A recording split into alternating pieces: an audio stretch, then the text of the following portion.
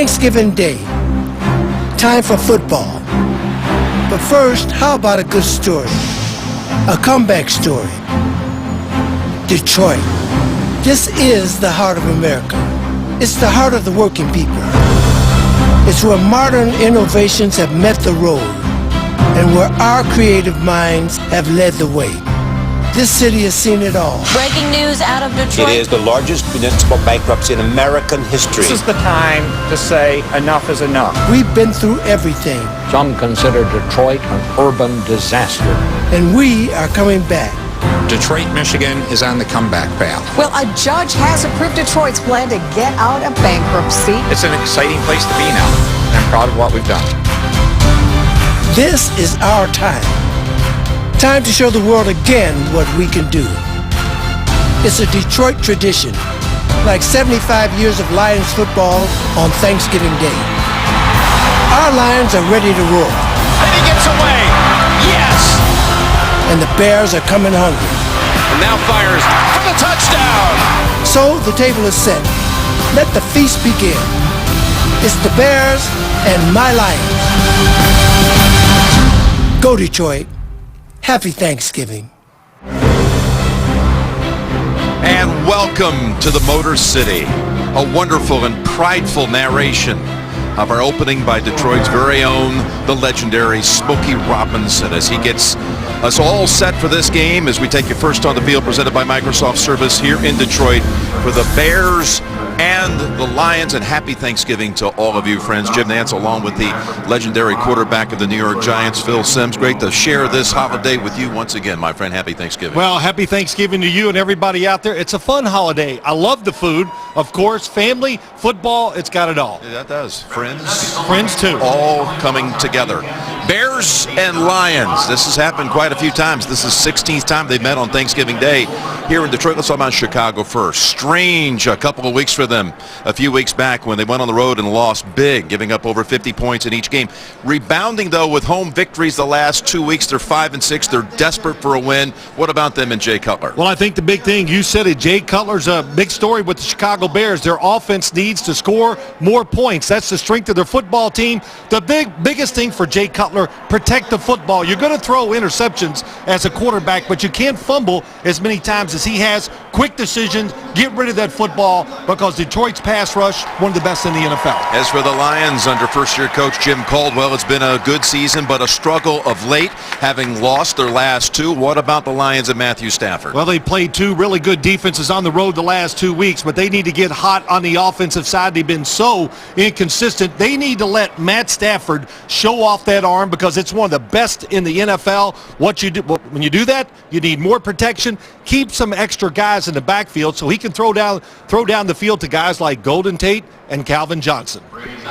And now Tools for Success, presented by Home Depot. Once again this year, Matt Forte is carrying the ball and doing so much for this Bears offense. He's caught 72 balls. He's going to set the Bears running back record for reception in all likelihood here today.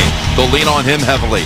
And Calvin Johnson, he's been nursing that tender ankle all season long, but he's ready to go in this one today, Phil. Well, you talk about the Chicago Bears, a key to their game, getting the football to their big wide receivers. They think they have an advantage there. They've got to take that opportunity and make those big plays. For the Detroit Lions, we talked about already, but it's such a key to their offense. Can they give Matthew Stafford enough time to let him have confidence to throw the football down the field and make those plays?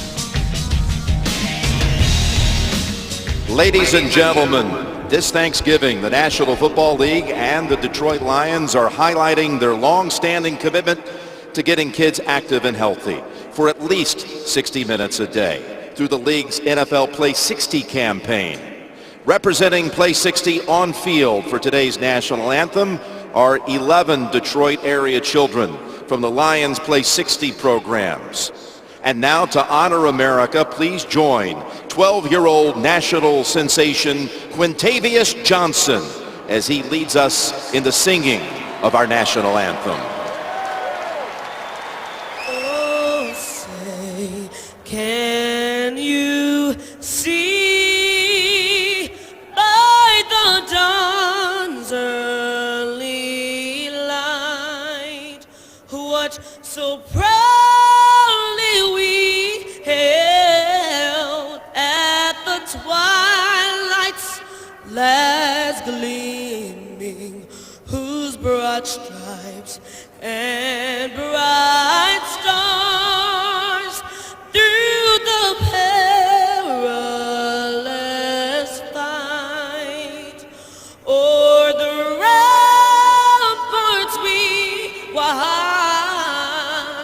were so gallantly streaming, and the rockets red glare, thousands bursting in air, gave proof to the night that our flag was still there.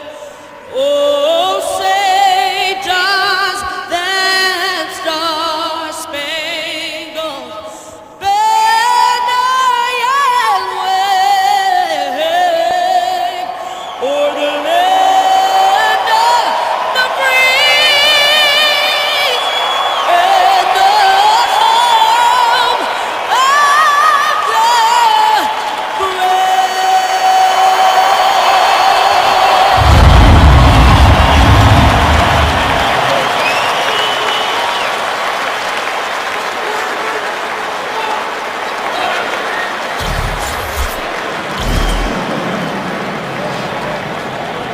We are back in Detroit for the 75th playing of this Thanksgiving Day Classic.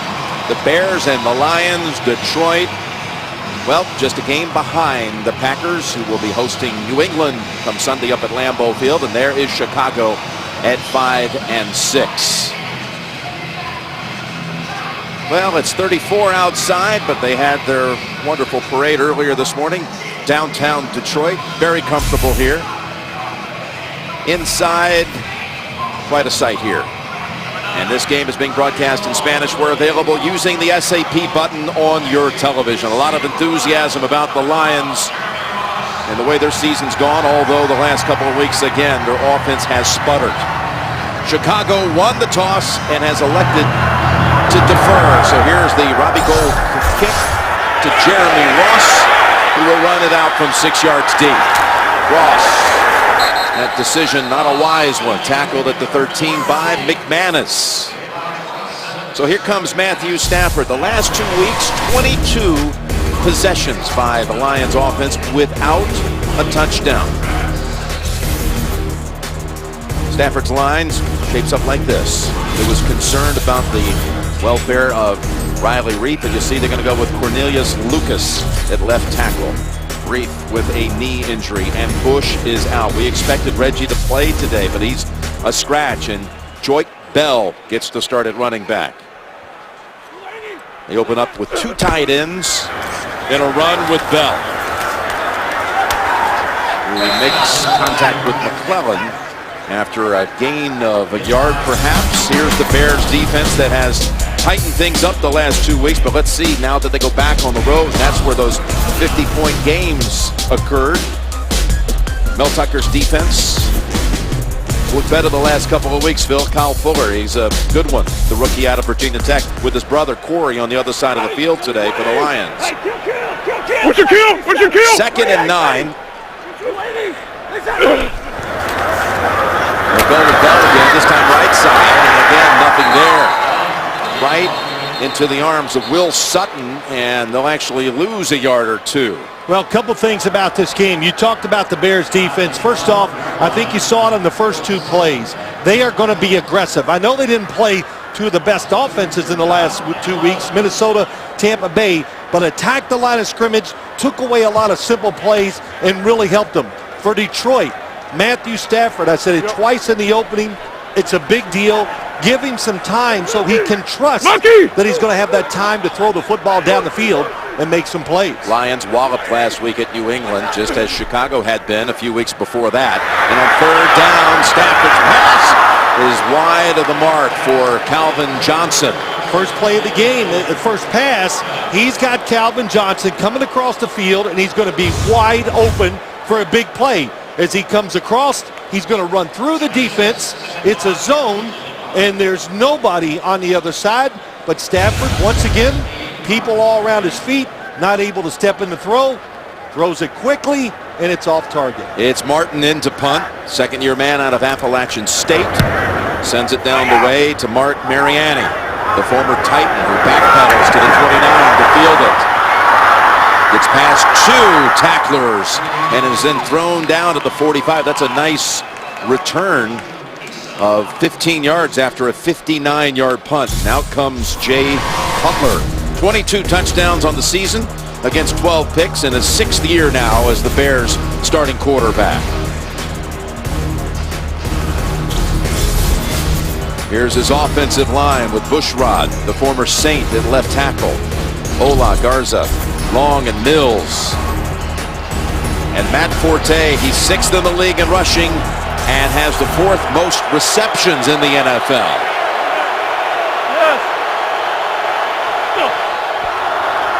They come out throwing and completing the pass to Brandon Marshall for 8. This Lions defense under the direction of Terrell Austin, ranked number 3 overall in total defense. Sue's having another big year and a contract year. Ashley Palmer starting today, the former Buffalo Bill, and the former Jaguar. Mathis, one of the corners.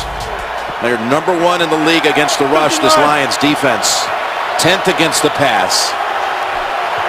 Marshall made the catch on first down and goes to the sideline. 3 wides in all, and a quick pass over to Jeffrey. Bouncing off his own blocker, and he's near a first.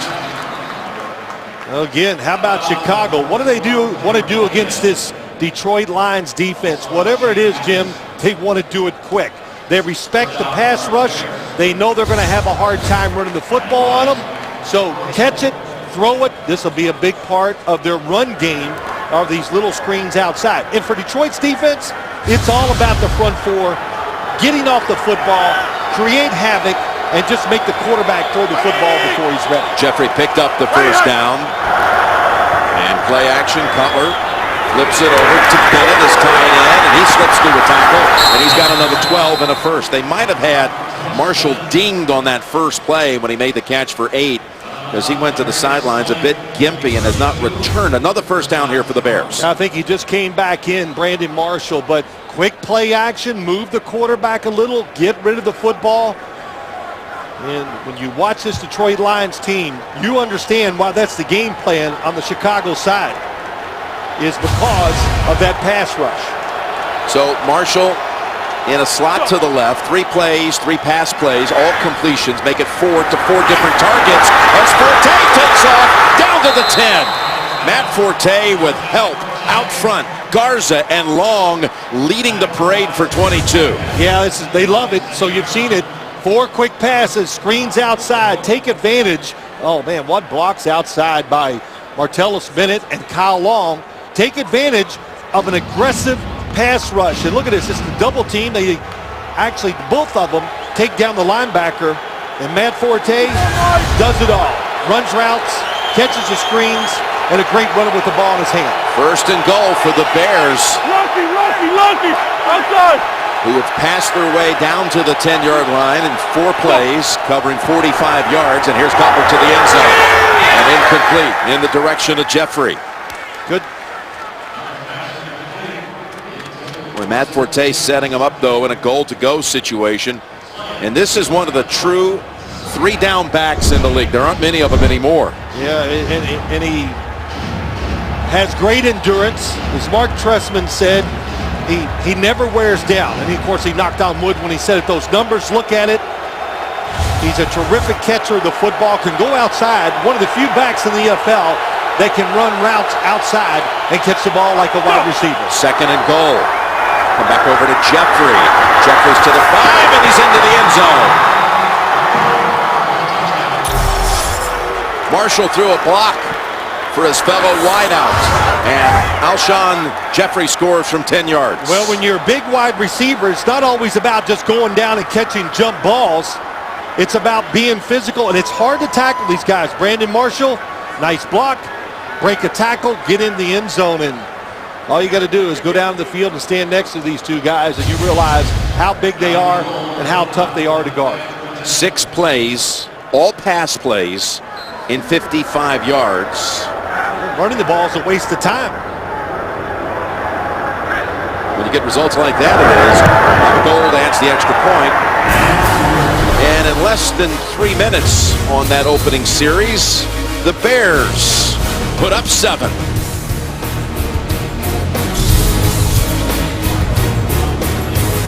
Find the perfect gift for the sports fan on your gift list. Beat the crowd. Save 10% when you shop CBS Sports. Take advantage of this offer now. CBSSports.com/holiday. You saw the towers where we actually stayed the last few days since we came in from the Miami-Denver game. Phil had his own tower this week. Well, yeah, you were probably in a penthouse, so that was a long way up there, wasn't it? It was. Yeah. Nothing like having your own tower, though. Yeah, that's pretty good, too. That was good. All right, we'll see if Stafford and the Lions can respond to the Bears start. Busy time at Ford Field. The circus was in town, and then, of course, they hosted the Bills and the Jets. And what a fabulous job by the Lions and really the NFL crew that made everyone feel welcome for that Monday night game here. Yeah, I tell you, I came over, Jim. What a crowd. Now, of course, the tickets were free, but you still had to come and fight When they opened the gates, I saw some people that haven't run in years were extremely fast finding the best seats in the house. Boy, when they said free, I knew you would be there. There you go. Happy Thanksgiving, everybody, and it's great to... You feel better now? You got me? That was good. Yes, that made you happy, I know. I have a joyful heart today. You know that. Jim Nance and Phil Simms, along with Tracy Wolfson, and Mike Carey's here, too, if we have any rules explanations necessary, which we usually do. Lions open up with a 3 and out. Let's see what they do on their second drive. Stafford to Johnson, stretches it out near a first. Let's go down to Tracy. Well, thanks, Jim. Definitely a bit of a surprise that Reggie Bush was inactive today. We spoke with Jim Caldwell yesterday, and he expected a workman's load out of Bush. But then I spoke with Caldwell during pregame, and he said his ankle is just not responding the way that they had hoped. He just can't cut as well as he would like on that ankle. They do expect to have him back next week. We'll just wait and see, guys. All right, Tracy, that was a surprise for us. Sounded like he was going to be a big part of the game plan. Bell now will carry the bulk of it today. Gets about 8 or 9 running behind Swanson. And we really did think that Reggie Bush would be seeing a lot of action with a lot of things geared toward him. Absolutely. I watched him practice on Tuesday. He looked okay. Not great, but I figured 2 more days. And what Reggie Bush does for the offense, yes, he can make people miss in a run game, get your run plays, catching the football, but he gives everybody on the team confidence because they know he'll make some big plays. 2nd and 2, Stafford. And the bootleg completes the pass. And Eric Ebron, the first-round pick out of North Carolina, takes it for 13. Well, this guy, first-rounder, rookie tight end, getting better and better. And how about Matthew Stafford? He can throw it over you and throw it around. Great sidearm thrower. His baseball playing days come in play there. But Ebron, you see him being more and more of the offense as time goes on. And I expect him to be a big factor in today's game if Detroit's going to win. Just hurtled right over Kyle Fuller, the first-rounder of the Bears. So a couple of first-round picks having a little moment there on the field as Johnson again is targeted by Stafford. And just like that, the Lions are inside the 30. Really good job. Matt Stafford standing in there. Jared Allen, 69, gets around the edge just a little too late and takes him down. But when you give him time, not too often do you see him miss an open receiver down the field. And the one thing watching Matthew Stafford this year, Jim Caldwell, Joe Lombardi, Jim Bob Cooter, the quarterback coach, they've tightened this game up. It's fundamentally better. Just executing play style. And Bell is stacked up for a loss of 1. Tonight on CBS, a new discovery could expose the madness behind Sherlock Holmes' methods. It's a surprising new Elementary tonight at 10, 9 Central. Only CBS. They'd love to run the ball a little bit today. That's one of the reasons. They're always in tough situations to throw the football. If you could just run it, make it easier on the offensive line to pass protect for the guys that make the big plays. 2nd and 11. That's Pettigrew, starting tight end for a short gain. It'll be 3rd and 9 coming up. Well, we saw a moment ago Ebron leaping over a defender. That was Jeremy Ross against Atlanta over at London. And there's Joy Bell down at Arizona. And then today, Ebron. So you don't like to see this, but you wouldn't know better. You think maybe the Lions are practicing it. Yeah, I know. Listen, it's a trend in the NFL, no doubt about it. But it's a dangerous one. And once somebody gets hurt, that'll slow it down. 3rd and 9. Need to get to the 19 for the first. Stafford, good pressure. Fires it down the middle. And Johnson and Fuller both were in the area. Yeah, a lot of trouble down the middle that time. The Bears much more aggressive on the defensive side the last couple weeks. Doing a lot on the defensive front. Twisting, changing spots. Good pocket work by Matthew Stafford to not take a sack and at least get a chance to throw it down the field. Here comes Jared Allen, who's had some big games in Detroit, including his 100th career sack happen on this field. I tell you, I think he's pretty happy to be on turf, don't you think, Jim? Oh, yeah, no question. All right, Matt Prater from 46 yards out. And the former Bronco drills this one. Stafford 4 out of 5 on that drive that leads to the field goal. Hi, I'm Matt Forte with my wife Danielle and my daughter Nala. And on behalf of the Chicago Bears, we'd like to wish you a happy Thanksgiving from our family to yours. A happy Thanksgiving to Matt, Danielle, and all the Forte family. They're actually enjoying Thanksgiving back in Chicago right now as they watch Matt play. The in-laws been working on all the family recipes. Danielle, I understand, makes a pretty special dressing. And what's the rest of that story about that? Well, she doesn't eat the dressing, but he raves about it. And he's not going to be eating with them today. They're going to go ahead and get a head start. They're not going to wait. They're not waiting. He gets leftovers. 7-3. Bears here in the first quarter. We're back inside Ford Field, which, well, in the words of Jay Cutler, has become now a legitimately hard place to play. Early in his career, he said when he used to come in here, it was like a warehouse. You know why it's gotten hard, don't you? It's the fans, of course, but that defensive front. That makes it tough on any quarterback. Crowd noise and a terrific pass rush, that's the quarterback's worst enemy. Yeah, they're winning, and the fans are responding. Now they want to see what their defense can do after allowing the Bears' first drive to go the distance. 59.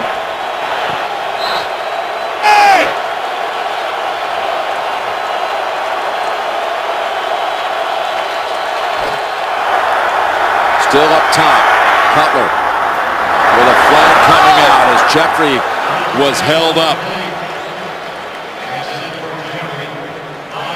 Darryl Tapp actually knocked Cutler down after he released it. Nice change up by the Bears. All the screens the first drive, trying to go deep on the first play down the field to Jeffrey. Bill Vinovich and his fine crew are back at it today after doing the Sunday night game between the Giants and the Cowboys.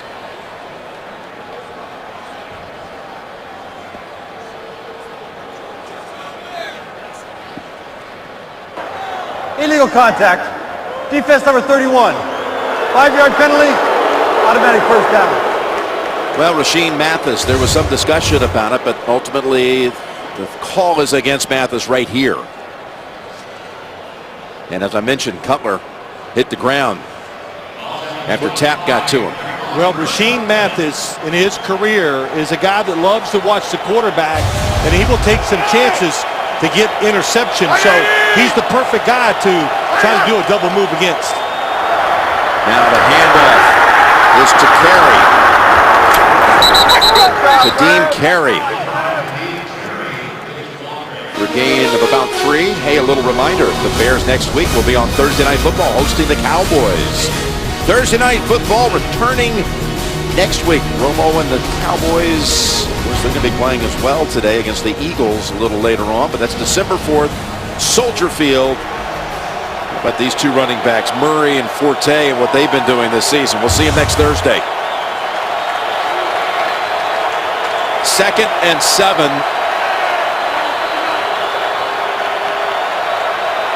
Forte still hasn't carried it to this point. It's over to Jeffrey. And he's within about a yard of the first at the 34. I think it's screen number 5 so far early in this game, and it's working well. And this is the run game. We knew this coming in that they were, hey, the number 1 run defense in the NFL. No use wasting plays trying to run them with the middle. Those screens worked well. There's Forte's first handle, or first carry, I should say. And it looks like they may have stopped him short.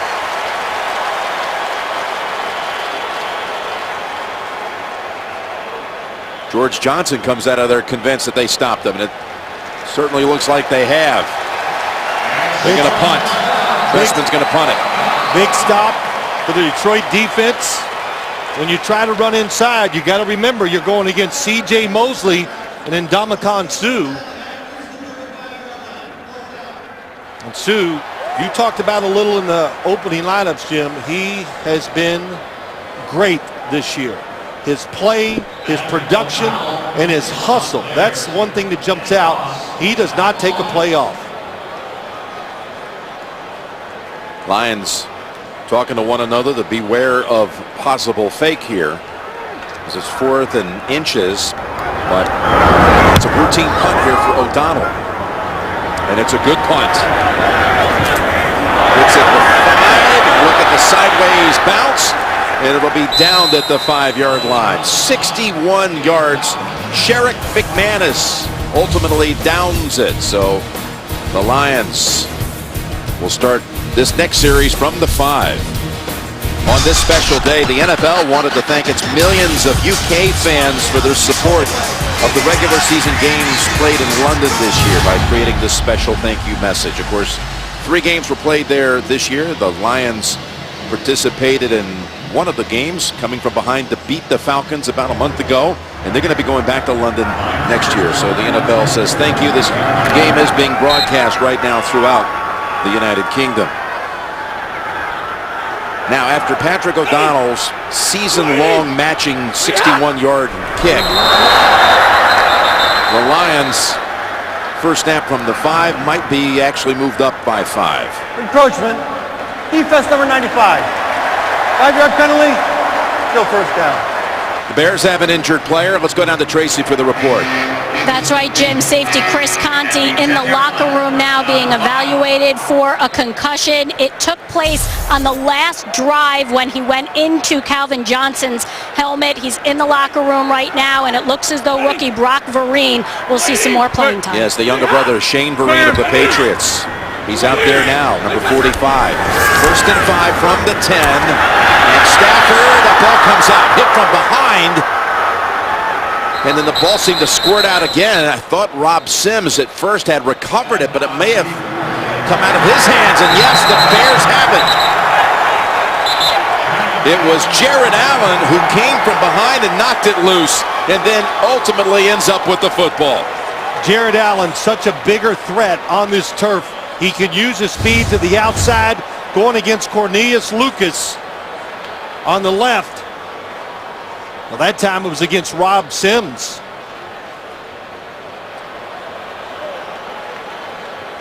But he moved inside. That caught him off guard. And every throw that Matthew Stafford has had today, he has been under pressure. Had to step up, move. And the offensive line, big question. 2 young free agent tackles starting for the Detroit Lions today. So they're looking at it just to make sure that the hand was never moving forward, which it doesn't appear to be the case. Ball looks like it came out. Yeah, the hand came forward with no football. I don't know how Rob Sims did not finish with the football. Look at him just pounce on it right here. But it squirts out, and Allen ends up doing it all. Forced fumble, fumble recovery. Hey, Ruling on the field has been confirmed. Recovery Bears. Falcon ball, first down. Jared Allen has had some of his biggest moments of his career right here at Ford Field. He got his 100th sack here. He actually had his 1 pick 6 was here in 2011. He also caught a touchdown in this stadium when he was a member of the Chiefs and they lined him up on offense. Yeah, I think the big thing for Jared Allen is, I've said it a couple, the turf makes him really a tougher guy to block, of course. And he's been sick, caught pneumonia this year, lost 15 pounds. And when you're like that as a defensive lineman, any player, it's going to be hard to overcome for a couple weeks. There's a lot of you enjoyed that piece about Jared's involvement with the Wounded Warriors that came on the NFL Today. You got 57. First and goal. Go. Delayed give. Forte will lose 2. First to get to him, Ansah and Mosley. And Stafford taking a closer look at what happened on that strip. He's been under pressure a lot in this first quarter. Well, I expected they just tried it, Jim. A play-action pass, hoping to give him a little more time to throw the football. But as it goes, nothing is working when it comes to pass protection for the offensive line of the Detroit Lions. Second and goal from the 6. Back up top goes Cutler. Back to the end zone, and it's pulled down. Touchdown, Chicago. Alshon Jeffrey. Beautiful job moving in the pocket by Jay Cutler, and that's knowing your personnel. When you watch them play, you know that you have big wide receivers and a big tight end, and you can make throws just like this. Throw it up in the air, they go up and attack it. And of course, the guy that's almost gets there, and Ndamukong Suh, but a good job by Jay Cutler, just backpedaling away from the pressure. Glover Quinn in the area, but that size, as you said, such a thing that Cutler uses to his advantage. Jeffrey's 6th touchdown of the year, and he's had 4 touchdowns in the last 3 games. All coming off the fumble loss and forced by Allen.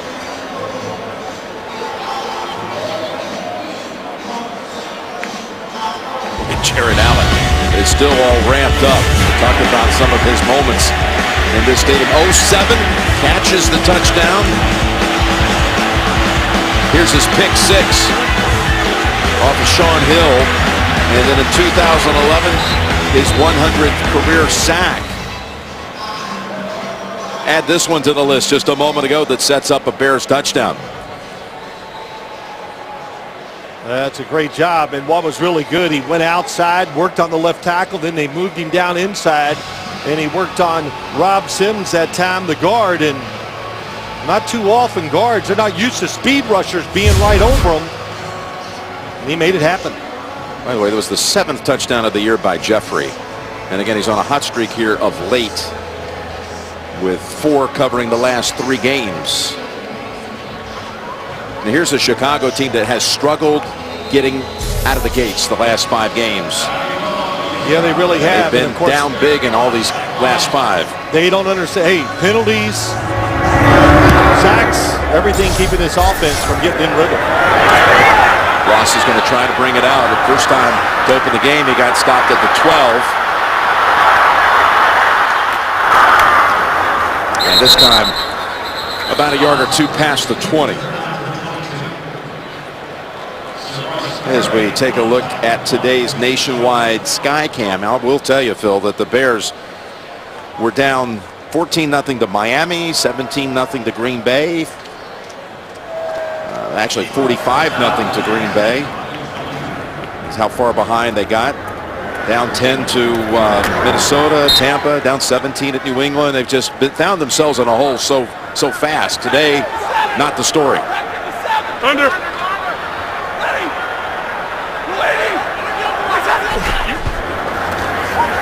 Stafford swings this one over to Ebron. 2nd catch of the quarter.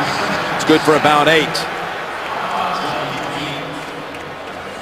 Well, Jim, this offensive line of the Lions, we talked about it. Can you give Matthew Stafford time? And it's just, that's the difference in this football team this year. If you want to know a problem almost with any team in the league, if the team is struggling, look at the offensive line first. And that's the problem with everything here in Detroit. Not running the ball consistently, can't stay on the field, and you can't protect the quarterback. Tough to overcome. And you saw their left tackle out today, rather Reef. There's Bell picking up the first down. Reef got injured on the first play against New England last week, and he was their first-round pick in 2012. And Well, you saw it. You saw Jared Allen win that matchup on the last series. He beat Sims, but coming in from that side, from that left side. Well, the offensive line, Larry Warford, you know, their high draft pick. The guard is out. Travis Swanson, 64 at right guard today. But I said at any time you got to play 2 free agent tackles. One's a rookie, one the second year. That's tough, and especially in this league where every team has 1 or 2 good pass rushers. Here's Stafford. Here comes Allen again. Flips it forward to Bell. Saves the sack and picks up about 5. Boy, Jared Allen is winning his matchups. Well, that was Willie Young, too. 97 from the right side, just goes right by Swanson. And I watched all the pregame shows the last couple days, and everybody's talking about Detroit. You know, Matthew Stafford, Jim, he's just not playing well. Well, do you understand why he's not when you watch just his first quarter of football here today? He's been under way too much pressure. When you can't expect good pass protection, hard to make good decisions to throw the football down the field. How about that pass, though, that picks up 6, 2nd and 4. He's got enough first down. Megatron, and a gain of about 7. Tonight, 2 men welcome a new little guy into their lives. The final season of 2.5 Men continues with an all-new episode tonight at 9, 8 Central, only CBS. You know, also, when you have troubles with the offensive line, it's good to say that, hey, we want to run the football and try to do that. But the 30th in the NFL running the football, you just got to find a way. Keep extra people in, give him more protection. 1st and 10, they've got Riddick in. As Johnson with yet another catch inside the 40. So they're moving as they did the last time they had it before being shut down for a field goal. Gain of 15 that time. The Chicago defense, they want to keep Kyle Fuller to the side of Calvin Johnson. Not necessarily to play man coverage, but just to be, he's a big corner, and when you give him time, just watch this throw. Able to get back under his body with his legs and just rips it right in there for an easy completion. Flags are out as Riddick gets the carry. Fuller the first to come up and make contact. Fuller, first round draft pick, playing corner. Holding. Offense number 51. 10-yard penalty. Repeat first down. Not afraid to come up and make those tackles. That penalty is on Dominic Raiola, the center, who's coming off a, well, as Bill Belichick called it, kind of a tough game for him at New England last week, and he had a $10,000 fine to go with it for one of the plays that he made. Well, he's tough, he's a leader, but I like him at center. Get back to that in a moment. We're through 1. 14-3 Chicago. You're watching the NFL on CBS. 14-3 after 1 as you look at the man from Santa Claus, Indiana here on Thanksgiving Day, Jay Cutler. They've been down in the last 6 games, 41-0 total. But not the story of this game today. Up 14-3, including a couple of touchdown passes.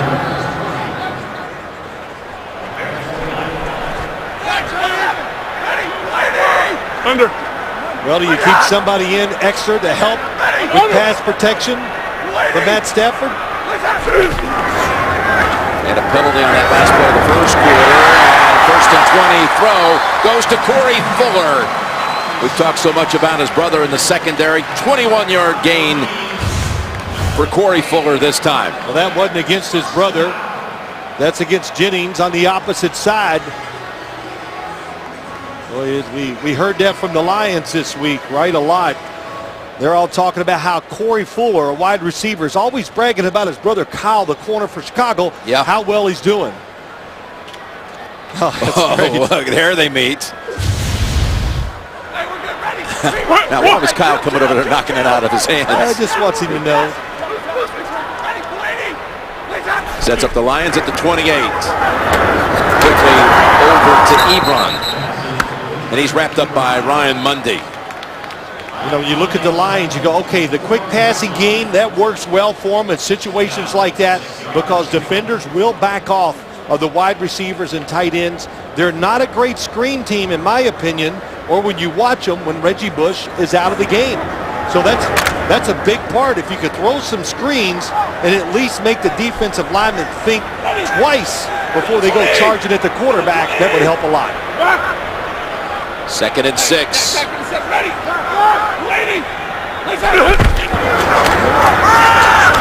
Here's Bell. And he's lucky to get back to the line of scrimmage. Paya was the first to close in on him. And again, the Lions, they are starved for a touchdown.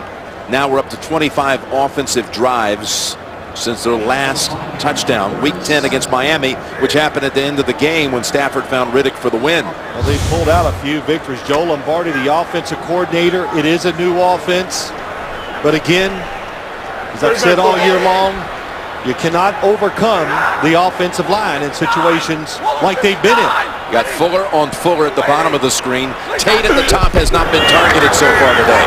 3rd and 6. And what a catch for the touchdown. Calvin Johnson.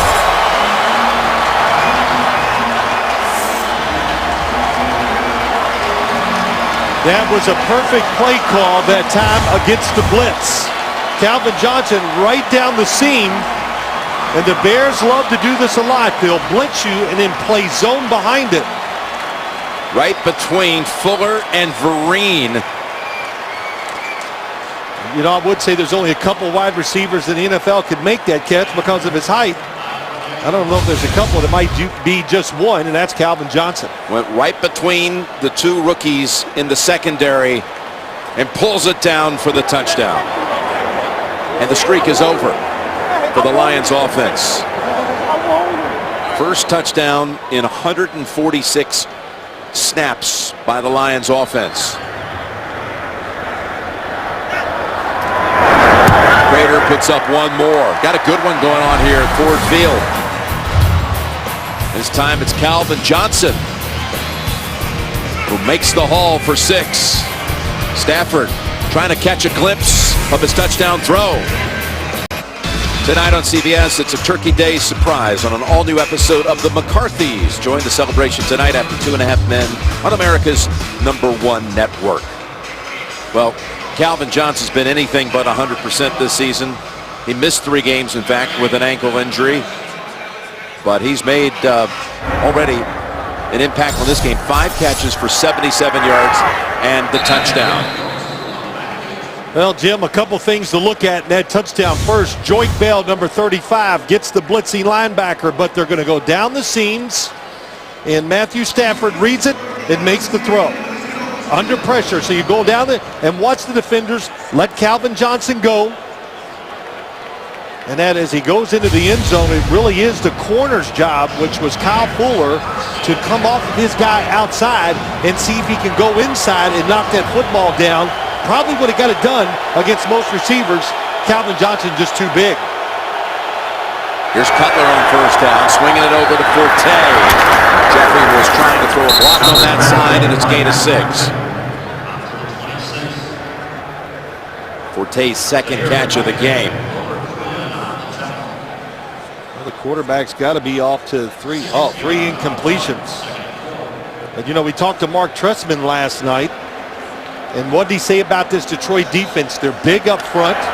They really like to get up the field, of course, in the run game and the pass. So they want them to go sideways. So those screen plays are outside. It makes them run. You hope it tires them out so you can block them even better later in the game. Extra lineman and Leno. It's Forte trying to run. You got Lions' #1 rush defense. And he's got a gain of about 2. How about that? Even that run is a little deception to it. The old dive, fake, and pitch it outside. That's what DeAndre Levy told us. He says they don't even wait. Usually that's a 3rd down play. He goes, the Chicago Bears will use that on 1st and 2nd, which we just saw there. 3rd and 2 coming up for Chicago. They bring Wilson in as the 3rd receiver. Carey is the running back.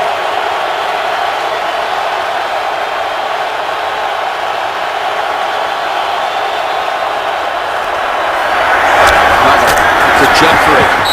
He powers his way past Mathis to pick up the first down.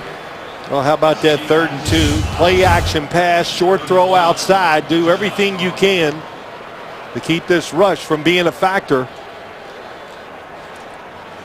Ansah. Boy, Jay Cutler, when he gets set, doesn't do it often, Jim, when you watch him. He's just thrown off balance so much in his career. But when he does get set, he can still throw it fast and direct and right on target. Looked like Ansah thought he might be able to tip it, but Cutler got it around him as he goes down the sideline. And Marshall was trying to get not only the catch, but make sure the feet were down, and it sails past him. Well, the big key for this Detroit defensive secondary is they don't want to be chasing these wide receivers. So the idea, let them catch it maybe underneath, but always be watching the quarterback, because, Jim, if you turn your back, what is Jay Cutler going to do? He's going to throw it right over your head, and those big guys go up and make the catch. You've worked with Brandon Marshall this year on the inside the NFL. He's pretty good at TV and catching the football. Takes a little too much of my airtime, though. You know, he talks. Well, I know you don't like that. Yeah, we got to get that straight.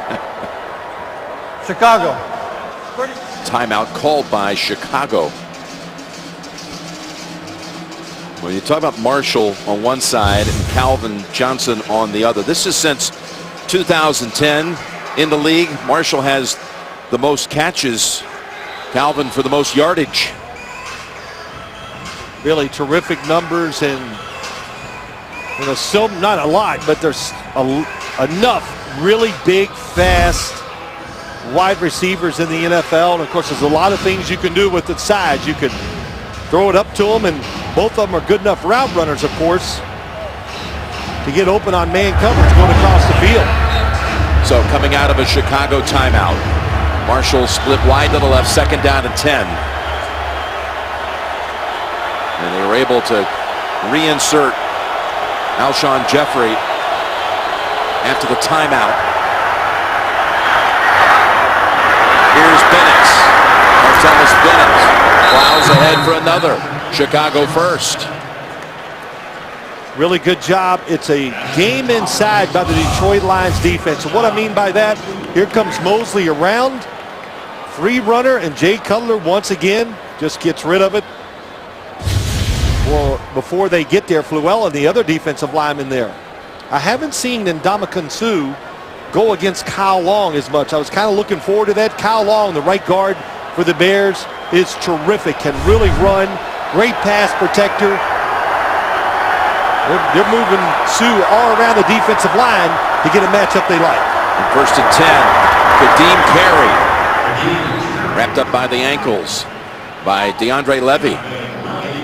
Well, DeAndre Levy, his key to being a good linebacker, I don't worry about mistakes. And what he means by that, he just plays.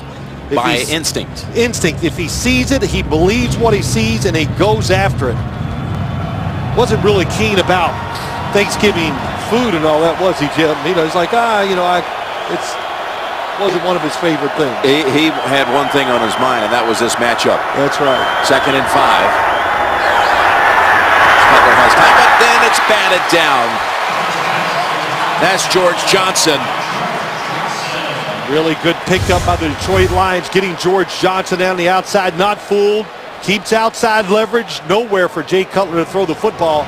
George Johnson was a defensive tackle up in Minnesota, much heavier than he is now. He came here, he lost weight, and they all talk about it. He's a defensive end. That's where he should be, and he's played really well for this defense. 3rd and 5. Cutler hasn't faced a lot of pressure. Got time to fire it here for the 1st down to Marshall. Right in front of Darius Slay and a gain of 10. We had a clock on Jay Cutler. It's not getting to 2 seconds. He is catching it and letting it go, and for good reason. Watch Suh just pushing Garza straight back, but stayed in front. Good job. When you got to block him and he's right in front of you one-on-one, there's no tougher job in football. So back to the Lions side of the field. Jeffrey already with 2 touchdowns. Held to a gain of a yard. NFL fans, you can order your holiday gifts from NFLshop.com today and save 20% at the official store of the NFL, NFLshop.com. Now, you know, it wasn't a big stretch for the Chicago Bears to come in here and play this type of offense because they've been doing this a lot this year. Look at the passes, 12 of 13 under 10 yards. You know, they use it instead of the running game, and they do it well. 2nd and 9, and the flag is out as Bennett's taken off with it near the 20, but it looks like it's coming back. The play went for 23. Holding. Offense number 63. 10-yard penalty. Repeat 2nd down. That's Roberto Garza right in the middle, 63.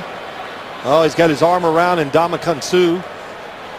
So, good call.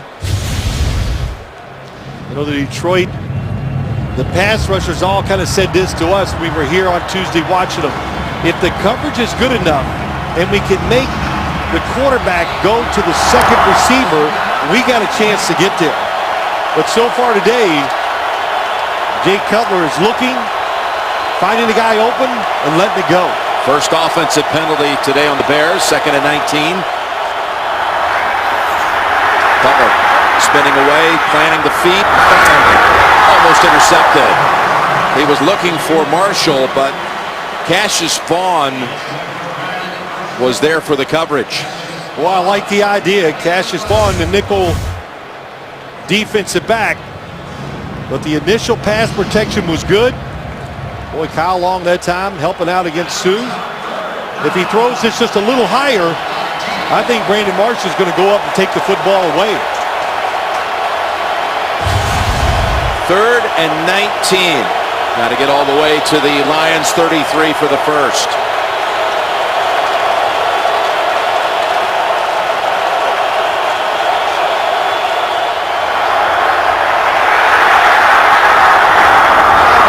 Marshall drops that one.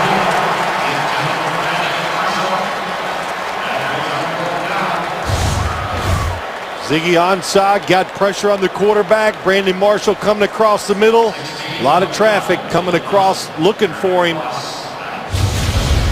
Whitehead, the linebacker.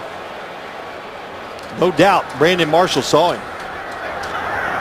So O'Donnell back out. After a beautiful play last time, was down at the 5.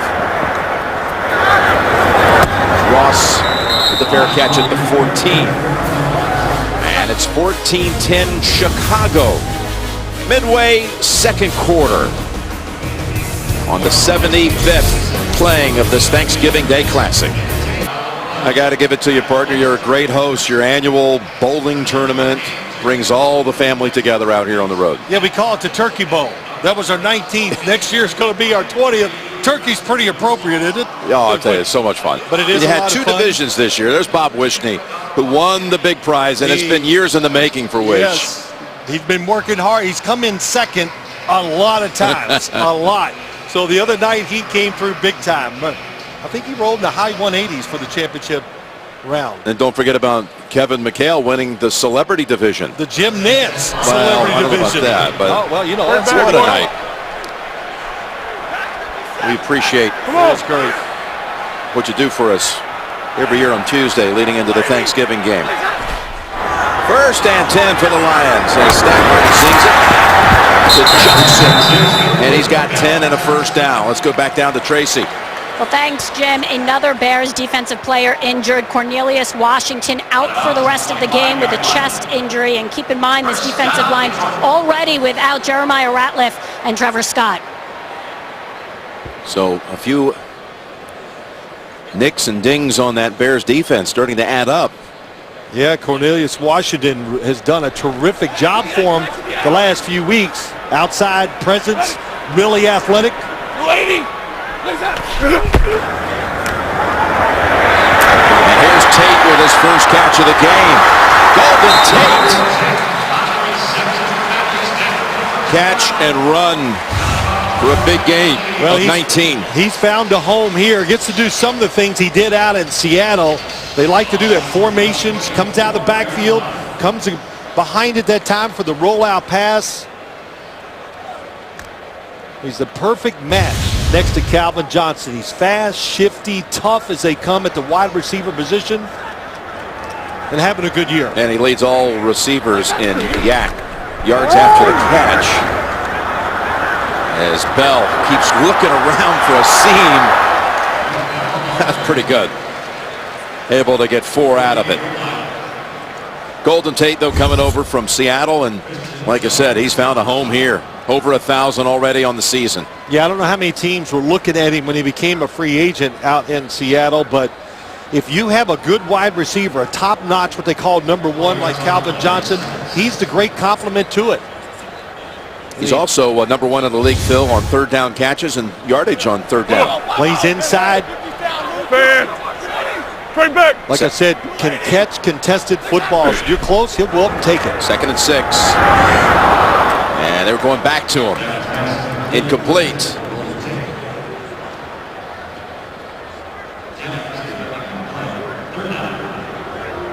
Well, again, next Thursday, the Cowboys and the Bears. They will play back-to-back Thursdays. Dallas and Chicago from Soldier Field. A little Romo Cutler matchup. We'll look forward to bringing you that on NFL Network next Thursday night.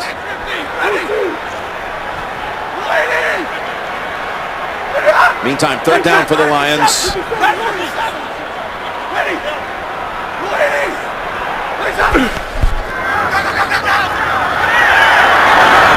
Stafford finds his man. It's Ross to the 20.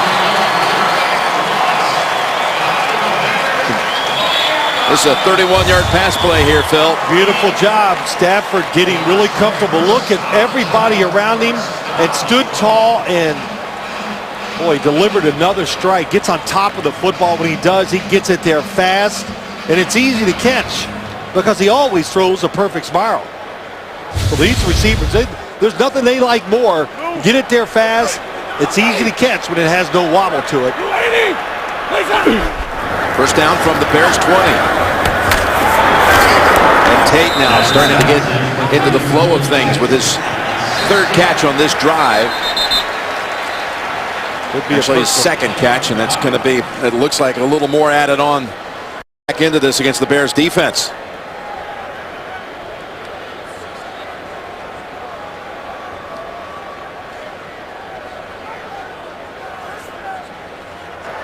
Personal foul. Defense number 26. Hit on a defenseless receiver. After it's at the goal. Automatic 1st down.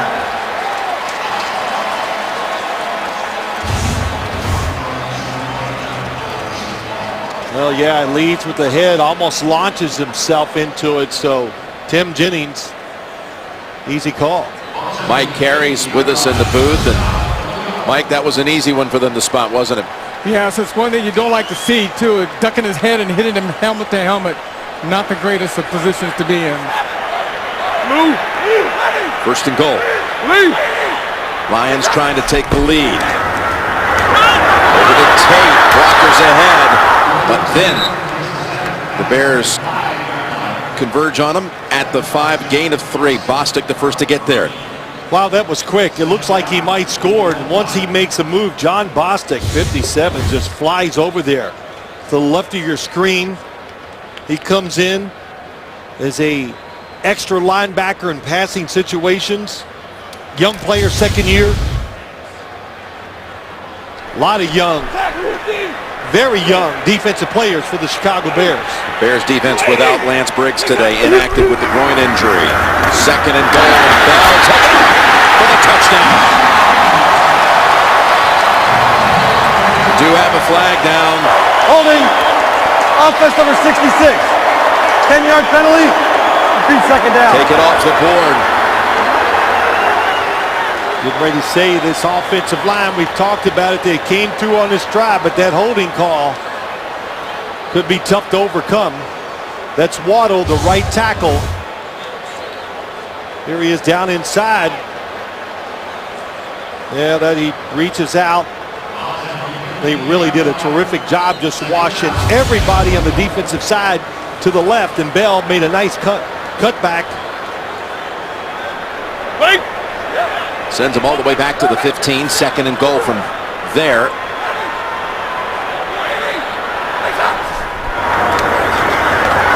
They'll go screen. It's Riddick. Riddick to the 5 and down at the 1. Theo Riddick, the second-year back out of Notre Dame, picks up 14. Well, Jim, it was knowing what's going on. And the defense, everybody drops back, watch the linebackers, and they throw the screen underneath. It's the perfect call, and the offensive line both getting out there, good blocks. And that's Paya who reaches from behind and trips him up. It's 3rd and goal, a yard away with 3 tight ends. Fake to Bell. Stafford rolling, looking, throwing, and incomplete. It's intended for Joseph Fourier. Fourier. Nobody's fooled. The defense, everybody stays with their guy. Fourier and Stafford both were hoping for a penalty here. Yeah, that's a good no call. The football has no chance, and he really basically threw the football away. I think this is a tough spot. I might have kicked the field. I would kick the field goal just because you're not a very good run team. Going to be hard to overpower the defensive front. Bell up and over for the touchdown.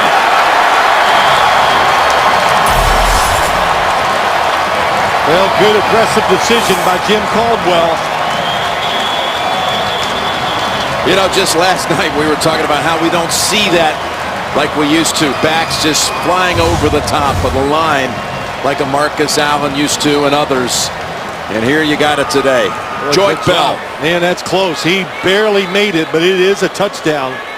And, of course, the amazing Walter Payton. How many times did he do that? Yeah, we were talking to Matt Forte about it, how we don't see it. It's just harder. Defensive linemen get more penetration, get underneath offensive linemen, harder to jump over the pile.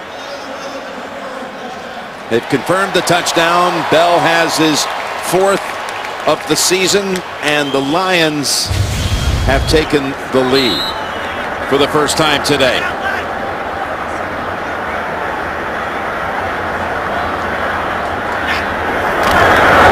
So they go, extra points good. They go 25 straight drives without finding the end zone, and now they've done it 2 straight drives. Stafford, 211 yards in the air. Lions lead it. On behalf of the National Football League and our crew, we would like to wish you and your family a very happy and safe Thanksgiving. Happy Thanksgiving! Bill Vinovich and his team, Paul King, Phil McKinley, Rusty Baines, John Jenkins, Jimmy DeBell, and Jim Quirk. And happy Thanksgiving to all of them and their families. Yeah, it was good to see them all last night. We had dinner together, a big group of people. But, you know, Jim, this crowd would probably be they would still be booing if I was the head coach, because I'd have kicked that field goal. And that'd have made a lot of people unhappy. I've done that before, though, so it's okay.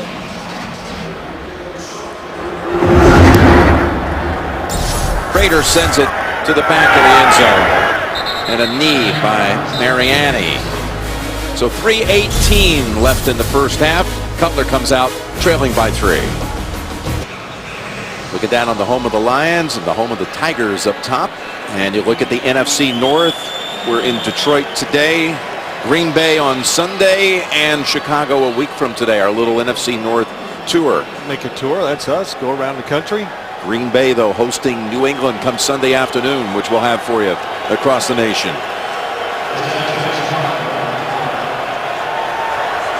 2 timeouts for the Bears here with 3 and change to go. A pass in traffic. It's caught, but it's a loss of 2. The one thing about screen games, as you watch them in this league, as the game goes on, the defense gets the tempo and kind of recognizes it quicker. But one thing, watch this. Look at Darryl Tapp right here. You see these guys, my telestrator kind of went down, but they get way up in the air, They like to explode off the football and get to the quarterback. 2nd and 12, and now rolling out with a flag down.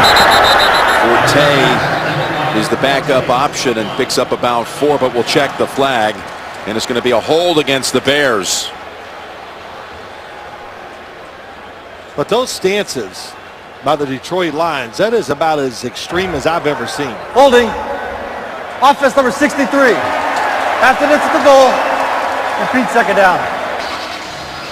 That's the second one against Garza in this quarter. The Verizon halftime report is coming up with JB, Tony, Bart, Boomer, and Coach Cowher. We'll have the first half analysis. All coming up on the Verizon halftime report. We sent along our warmest Thanksgiving Day wishes to everybody back in Studio 43 and in the control room as well. 2nd and 21. Forte thrown down after about a 3-yard gain. Just nothing happening on the ground against this very tough Lions rush defense. It's just so hard. Look at Darryl Tapp. Look at that. But I see a lot of guys do it, especially the outside pass rushers. They say they do it. Jim Washburn, the defensive line coach, has had a lot of good defensive lines in his career.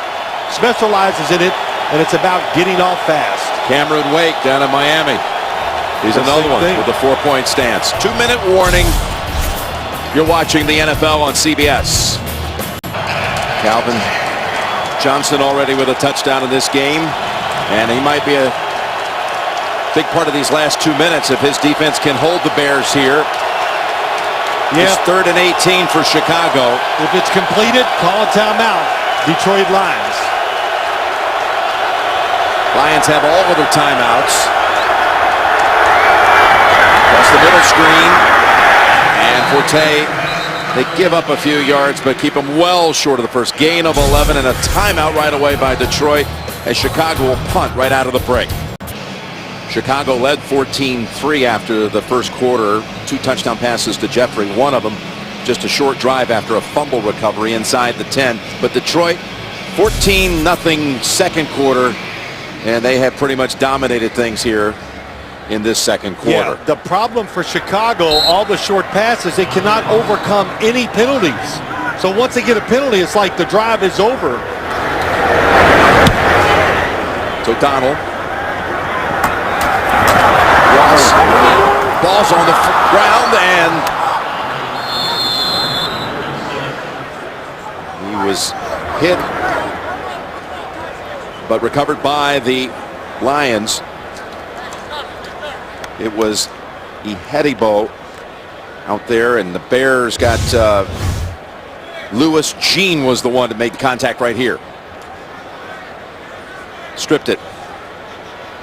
That's awesome. I think that's Perry. That's actually Perry. Yeah, it was. What a grabbed him and just, that was slow motion, but in real speed. He threw him down so hard. The contact was so flush. That's why he fumbled. All right, 1:45 to go in the half. 2 timeouts. Calvin Johnson for 10, and that puts him over 10,000 on his career. You watch Calvin Johnson out there running today, Jim. He looks fast, free, 100% healthy, which he has struggled with this year. Officials call timeout here. Yeah, you've looked at all the film of Calvin Johnson. I don't think either one of us thought he'd come out here looking like this today, this sharp, this free. Yeah, short, weak. You know, he's such a big guy. Every bit of 6'5", maybe taller.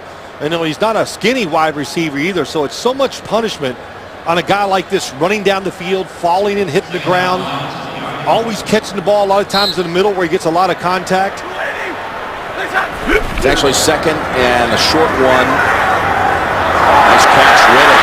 Got the first and a whole lot more, down to 36. You see this a lot against the Bears. Hold the football, let the defense expand and go backwards, throw it underneath. Nice catch by Riddick. Yeah, Riddick is quite a receiver out of the backfield. Won the game for the Lions last time they were at home against Miami in the final minute for the catch. Calvin again.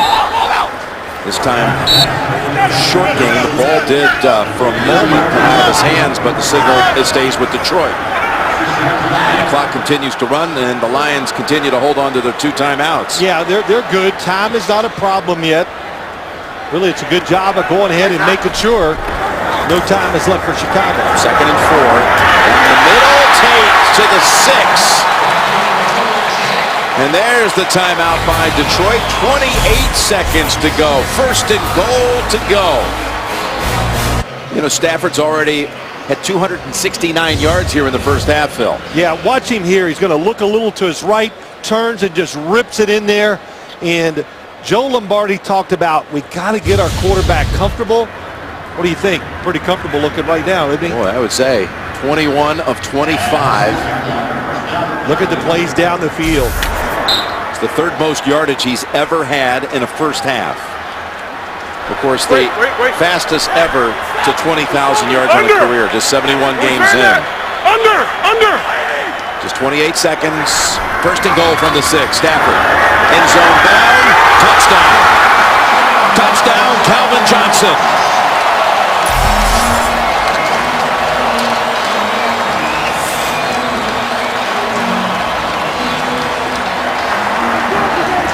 Usually it's a jump ball against the rookie. Kyle Fuller got that cast on the hand.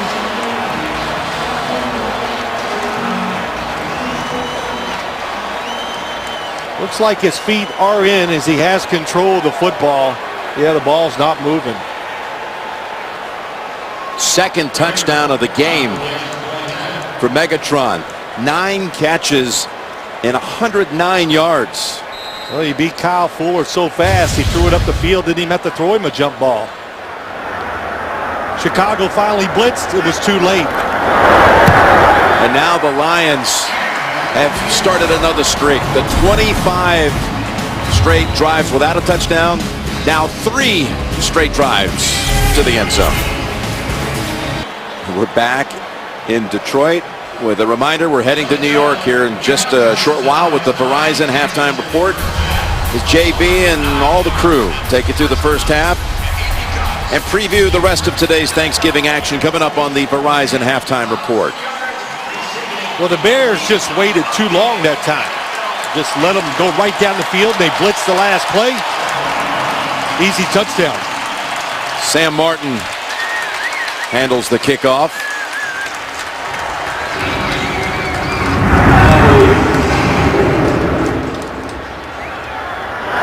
And Mariani will bring it out.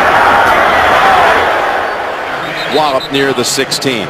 Well, Calvin Johnson was able to beat Kyle Fuller, but I'm not sure he's run into a defensive back like Jimmy Kimmons, our very own. Wow. This is one of the best defenders you could ever find right here with the camera on his shoulder. And down he goes. You know what Jimmy did when he got up? He said, "Thank you, sir. I loved it." Don't you think? Oh, don't question. Yeah. He likes the contact. He definitely likes the contact. Oh, yeah. That's it. Unharmed and back to work. And a kneel down and halftime has arrived. Detroit puts up 21 in the second quarter. 21 unanswered after being down 14-3 after 1. I think the Bears need to go in at halftime and revise their game plan on both sides of the ball.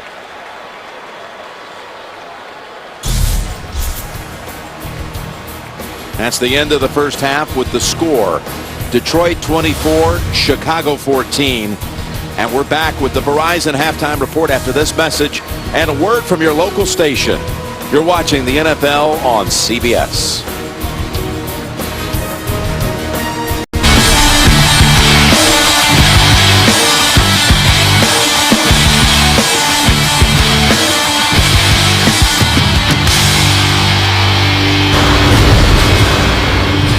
Well, that Lions offense, which had been sputtering for a couple of games, got back in gear in that second quarter, put up 3 touchdowns on its last 3 possessions. And let's take a look at the Bows game changer. And I'll tell you, there's no bigger game changer than a guy like Calvin Johnson, who's over 100, including a couple of touchdowns in this first half of this game. Boy, the Bears got off to the big start that they had been seeking for a long time, led 14-3 after one. Then what happened? Well, the Lions caught fire. A couple things the Bears, I think, have to do, Jim, to get back in this game in the second half. Bill Cowher said it right at halftime. Play action. Give Jay Cutler more time so he can make some big plays, because when you try to make all those short plays down the field, you're going to make a mistake. A penalty stopped them twice. And on defense, they got to get more aggressive, plain and simple. Play the way you did in the first half. Matthew Stafford's going to pick you apart. All right, the first half numbers and some big numbers posted by Matthew Stafford. 275 yards passing on 22 of 26. And the 2 touchdown throws to Megatron.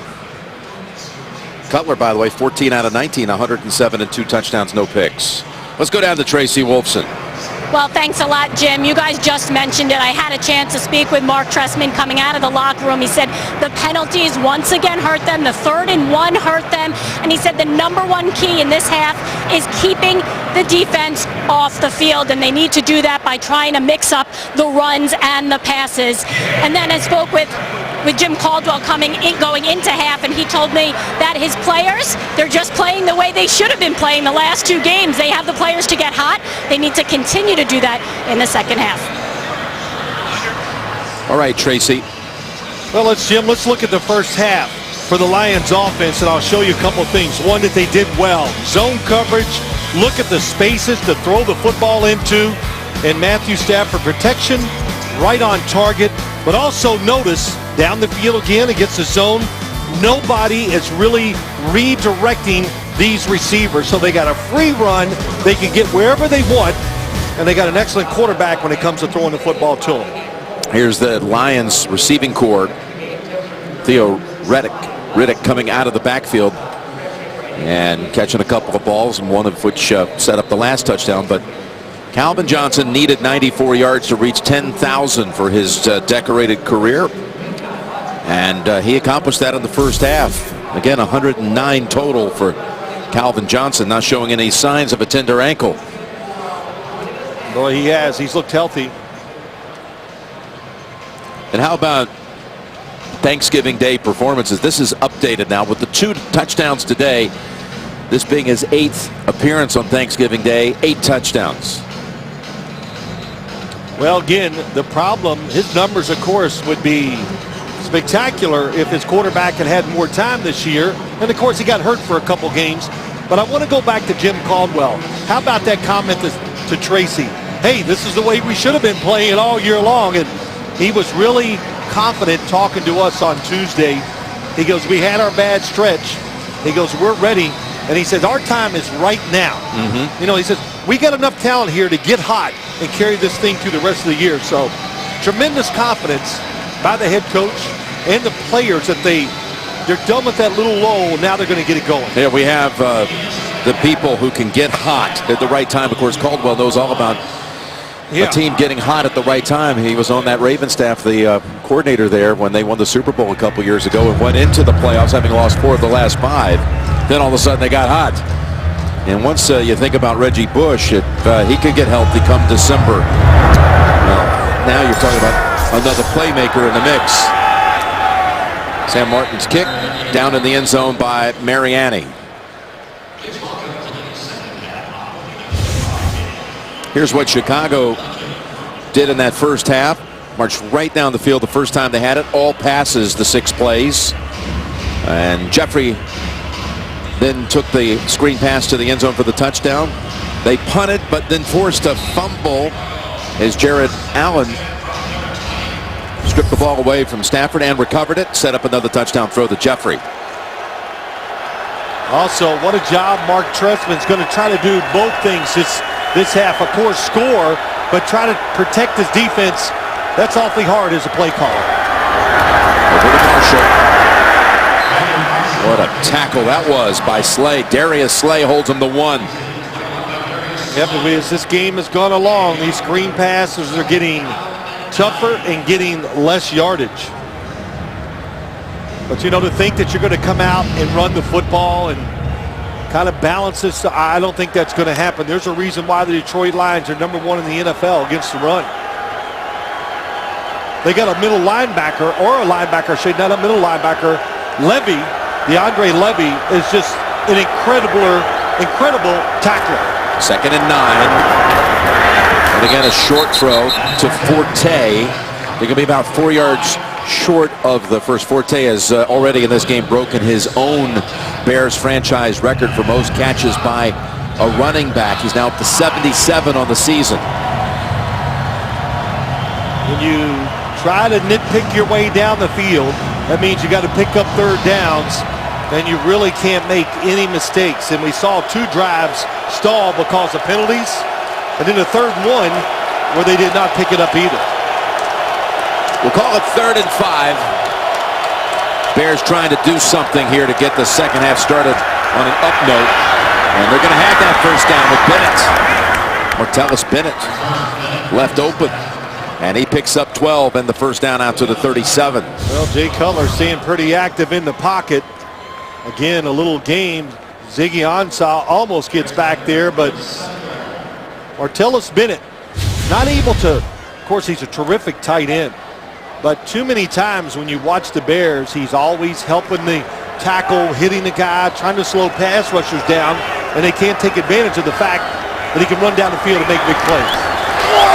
First down, Cutler. That pass knocked down by Mathis. Mathis with the tight coverage on Marshall. Yeah, really good job. Looked like from up here, he just ripped his hand back or his arm. Little fake corner like he's going to go outside and then come back inside. I don't know if he did it or not. It might have just hit him in the chest and bounced off. It's the second drop of the game actually on Marshall.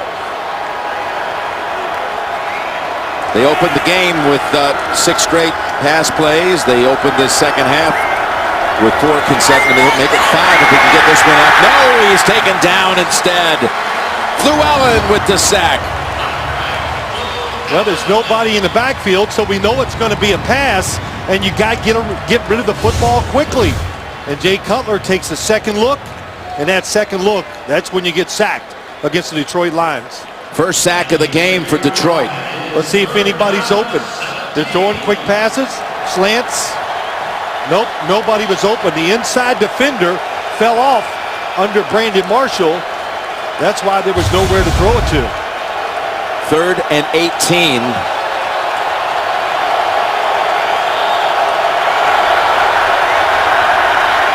Cutler, middle of the field to Jeffrey, and they pick up the first down. How about Alshon Jeffrey being that wide open on 3rd and 18, picks up 26. Really good job, pass protection. It's a zone. Look at everybody looking at the quarterback. So Jay Cutler, no linebacker, gets in the middle to stop the in cut. And look at the pass protection. They kept an extra guy in. Matt Forte looking to see if anybody gets by an offensive lineman quick. Gave Jay Cutler extra time. 26 yards, the longest play of the game for Chicago. Forte just shovels it over to Bennett, incomplete. He knew he was about to incur a second sack on this drive, so he just dumped it off. Ansah was all over him. Well, they can't say enough good things about Ziggy Ansah. Second year outside pat. Boy, that's close. Got to gets rid of it, but boy, you got to be careful on how you handle the football. Jay Cutler has fumbled 11 times so far this year. Yeah, lost 6 of them.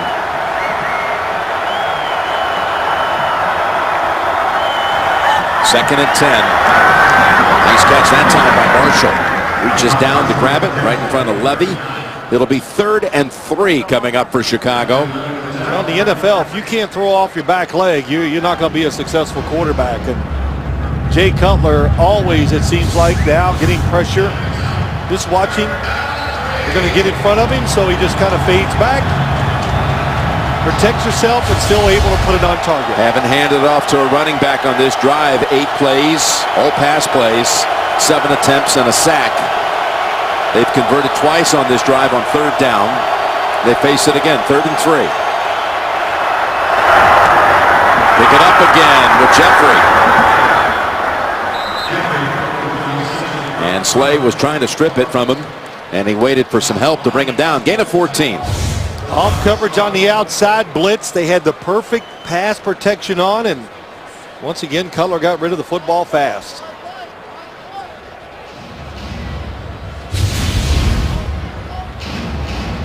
Again, all they've called so far are pass plays. Well, they're being balanced because we just got to all the screens. We just got to count them as runs because that's what they're doing. First down, throw again, and that's Jeffrey. He had Bynes all over him. Gain of 3, maybe 4. Well, they haven't been able to run the ball at all when they tried to in the first half. Chicago had 7 carries for 11 yards in the first half. Well, I think we knew the game plan when they said running it's just a waste of down. Marshall fights for yardage within a couple of the first. You know, I like my chances with what they just did there, Jim. You know, you got big receivers. Let them catch it. Let them fall forward. It's like a good 3 or 4 yard run inside.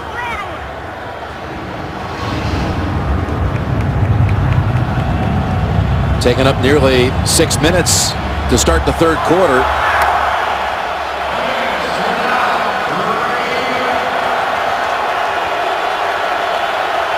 Setting a record for wide receiver screens today, it seems. 3rd and 3. To the head of Bennett. And now they'll go to the field goal unit, trying to get it within 1 score. If you play quarterback, just watch the initial surge. They get back there so quick, it makes you go, wow, I don't have much time. And you know what? He doesn't. So if that first receiver that he looks at, Jim, if he's not open, hard to find the second guy. How about Robbie Gould? One of the best for a long time. Has gone 5 games since he last made a field goal. 3 of those 5 games, he didn't even have an attempt. He last made a field goal October the 12th in Atlanta. This from 35 yards. And back in the field goal business. Robbie Gould trims the Lions lead to 7. From 35 out. And let's take a look at today's nationwide Skycam. Well, the Lions had gone 9 straight Thanksgiving days without a win. 9 straight losses came to an end last year when they thumped Green Bay 40-10. Green Bay without Aaron Rodgers that day. Up 7 in this one. On the return, Ross bounces off the hit. Takes the pile out at about the 16, maybe the 17.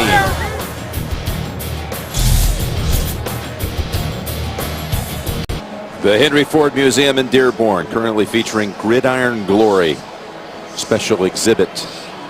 And the special man is remembered with these football patches, these jersey patches, William Clay Ford, who passed away back in March at the age of 88.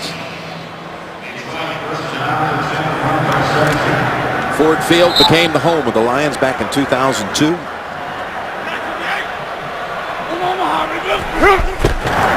Here's Stafford. And that's in and out of the hands of Ebron. You look at how the Lions handled the first half with touchdown drives the last 3 times they had it. Stafford, 275 yards. That's the second most he's ever had in an opening half, and he completed 84%, which is a career high for him as far as first half accuracy. I think the big thing for this Bears defense will they change up a little and try to disrupt these receivers going down the field. It's not really their style, but what they've been doing has not worked. 2nd and 10, and run it up the middle with Bell for about 2.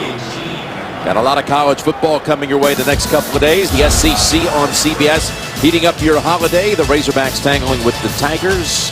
That's tomorrow. And then Saturday, the Egg Bowl.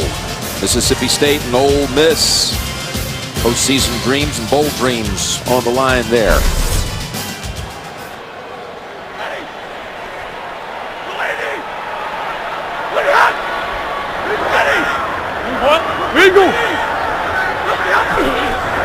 and 7 for Detroit. Stafford felt the pressure coming and just threw it over the head of the receiver on the right side. He had Will Sutton coming after him. So a real quick series it was for the Lions on the first handle of the second half. That and a quick series for this defense, and that's what they needed. Mark Trestman called plays, had a long opening drive, gives that defense more rest. Remember, he talked about it, how hard it is to kind of do both. He likes being the head coach and calling plays because he can protect his defense if he needs to. To Mariani, Mariani's going to have a chance to return that. At a 9-yard run back it is for Mariani. Just signed back on the 18th of November after a 51-yard punt. All right, the Bears down 7, come back out. NFL athletes grew up playing in communities all across America. Now through NFL Play 60, they're encouraging kids in neighborhoods everywhere to come out and play for 60 minutes a day and to learn how NFL stars played as kids. To find great play ideas, visit NFLRush.com/play60. As you saw the Lions teaming up with some of the Detroit area kids. Play 60.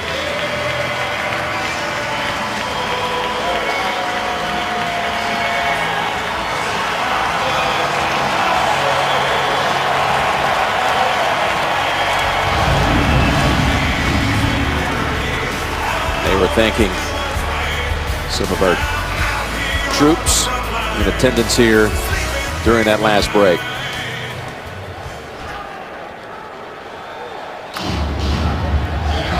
Let's see what Cutler and the Bears can do here, Phil. Down a touchdown, mid-third quarter. Looked sharp the first time they had it in the third.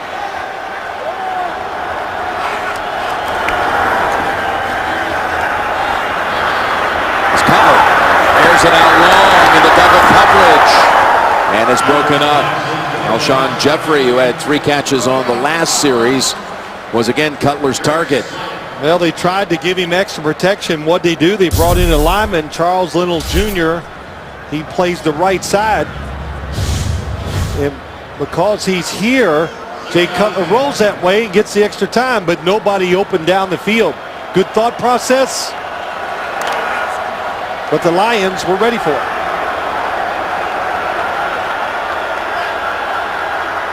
Have a Slay with the good coverage. 2nd and 10 for Chicago. Toss it over to Forte. He knows where that marker is, and spot looks like it's right on it. When you watch that last play and you see that little stutter step or whatever, that wiggle, it looked just like Marcus Allen to me. Yeah. He comes out of the backfield, and I asked him that last night. He says quite a few people say that to him. That little stutter step right there, glider. In other words, he makes it look easy, but he covers a lot of ground and much faster than you think. His coach was praising him yesterday, just called him exceptional. Mark Trestman saying he's consistent every day in practice and on game day. And here is Forte as they try to run it for the first time of the second half. Levy's helmet comes off. They hold him to 1. Let's watch Kyle Long, right guard, against Ndamukong Suh. Excellent job. Here's another one. Stays in front. Man, look at the technique. Unbelievable. But then on the other side, these kind of games really gave the Bears trouble. That's one thing you notice when teams do the twist by the defensive linemen. The Bears lately have had trouble picking them up. Here's a 2nd and 8. Oh, and it should have been caught by Bennett.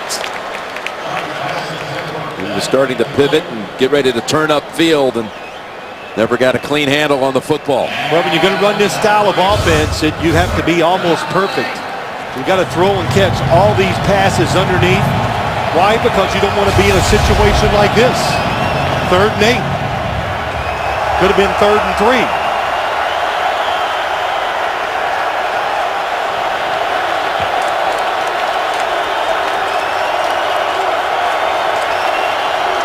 Cutler mixing things up.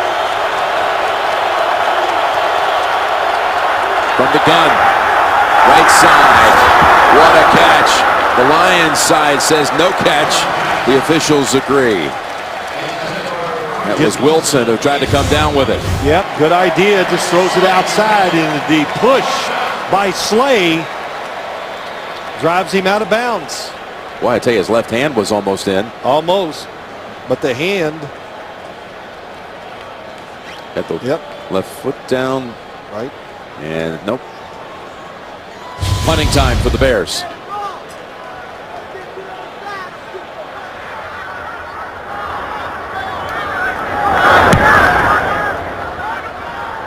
Angles this one. Demands a fair catch by Jeremy Ross. 42 yards, but with a flag.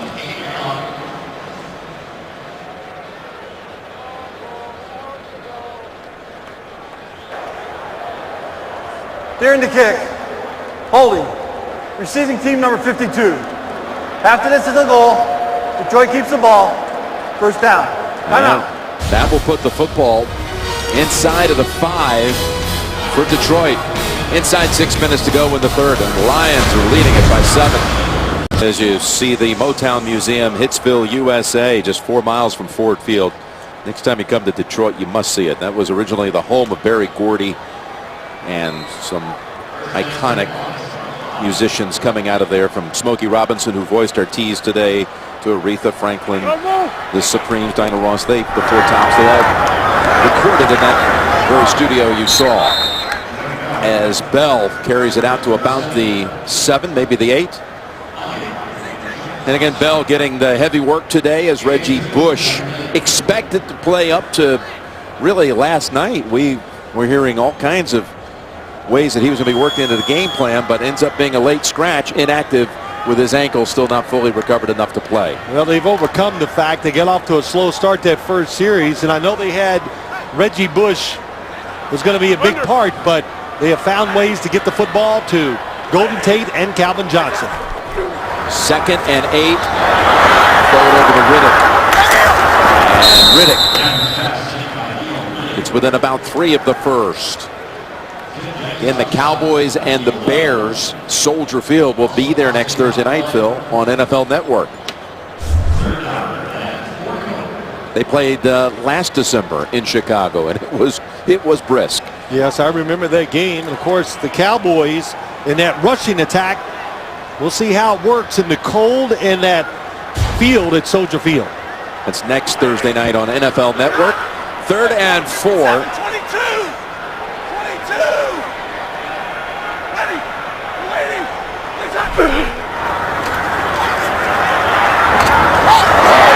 Threading that one to Tate. That was very tight. Oh, DeMontre Hurst can't believe it. He's going to be the defender outside. Watch him read the quarterback. He breaks, and he just misses it. The reason he missed it is because Matthew Stafford just threw it hard. Yeah, there was some heat behind that one. Detroit has his first down of the second half. But this... Again, they were up there. It looked like they were going to play tight coverage. They let everybody run free, so they got right to the spot quickly and picked up the first down.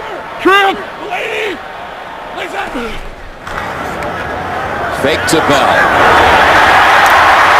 And hits Johnson in stride out to the 38-yard line.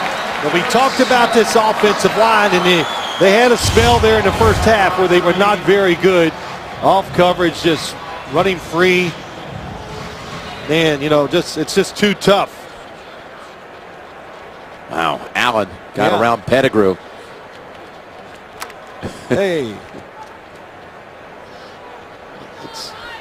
That's what a guy like Jared Allen needs, that second look by the quarterback, and he is not getting it. Doesn't have enough time to get to Stafford. Gain of 21 to Megatron. 1 yard for Bell. That Bears defense has been going most of the day without Chris Conti, who was injured at the start of the game.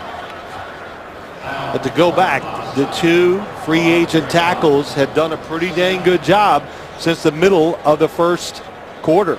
Let's get an update on Conti. Let's go down to Tracy. Well, thanks, Jim. We saw in that first half that Conti was taken into the locker room to be evaluated for a concussion, but I was just told it is an eye injury that is going to keep him out for the rest of this game. Right, defensive coordinator Mel Tucker needs his defense to clamp down, and like what happened in the second quarter, another Stafford completion to Riddick, who now has come out of the backfield with 4 catches. Well, Jim, let's go. You know, you're a quarterback. You look out there, and nobody is bumping the receivers, and there's the receiver comes down, go to take, and just nobody there. Easy throw and catch in this game. Yeah, Riddick that time lining up in the slot instead of the backfield. Not only that, you know, as a quarterback, he knew what the coverage was.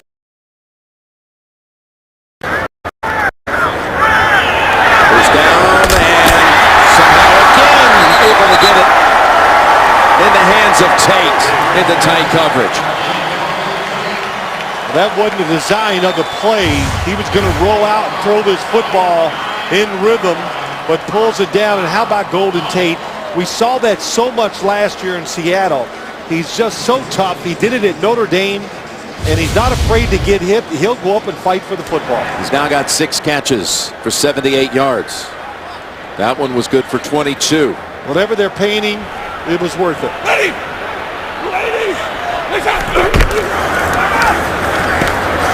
Bell slips through the right side. His best run of the game. Goes for 11. He got away from Shea McClellan. He did. Good double team inside. Travis Swanson did a nice job at the right guard position. Gets a knockdown, gets up on McClellan just enough where he can't get off and make that tackle. Kind of go back quickly to that 3rd down pass where Hurst couldn't get there and knock it down. The Lions taking advantage of it. And Cutler sidelined now for a while as the Lions have picked up 5 first downs on this series. There's the pass over the head of everyone, but it draws a flag. Yeah, that might be against the Lions. Fuller was back there defending. Calvin Johnson was the receiver. I think he was back there because he got pushed.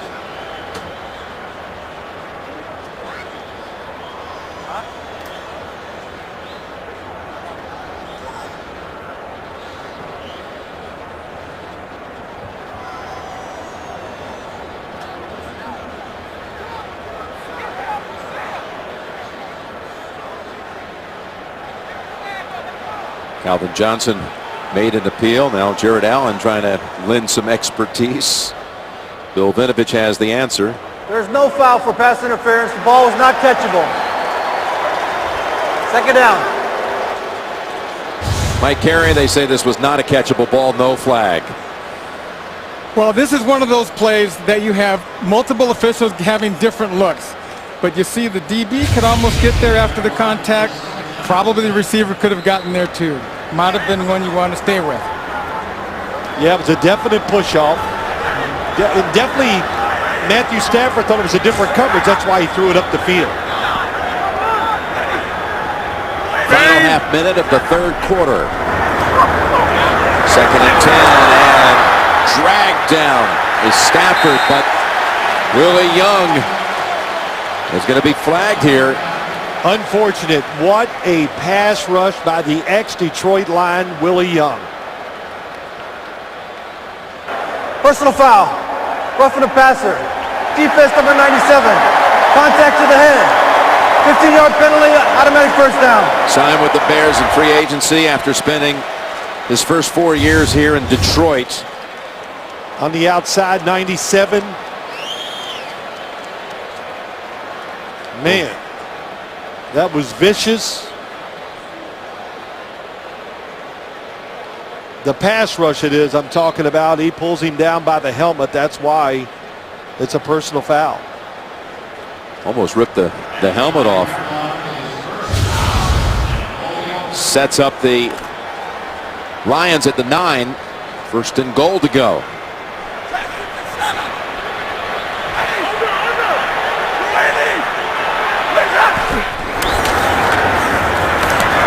Ball tipped at the line. Hey, Willie Young, all those years of going against Stafford in practice when he wore a red jersey, he's been waiting 5 years to lay a hand on him. Yeah, you know, something like that, you know, it's just you're unlucky as a defensive lineman. Of course, he knows it's a foul. Nice job by Sutton knocking the football down. The Bears, 2 plays. That sack nullified and the offensive pass interference nullified. Big plays against this defense really hurt them. 4 seconds to go in the third quarter. Can they keep them to a field goal? Here's Stafford. Straight back and throws near the goal line and stops short. Fourier was the man who came down with it, but he did not break the plane. Vereen comes up to put the hit on him. You can see that football. Boy, it's close, but it appears to have never quite crossed. That's the end of the third quarter. You're watching the NFL on CBS. This was a moment ago into the third quarter. Joseph Fourier makes the catch, and there's a second effort here to try to cross the plane. Ruling on the field as he's down at the 1. It has not, to this point, we've not seen a challenge flag thrown onto the field by the Lions.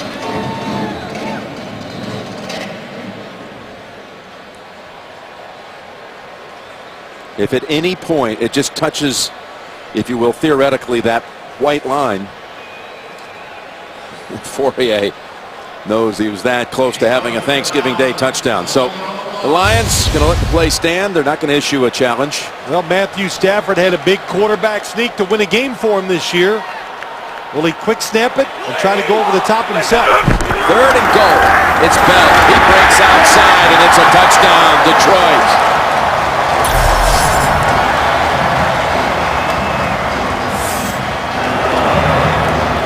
Bell's second touchdown of the game. Good adjustment by Bell. Everybody down inside expecting the inside run. Read it.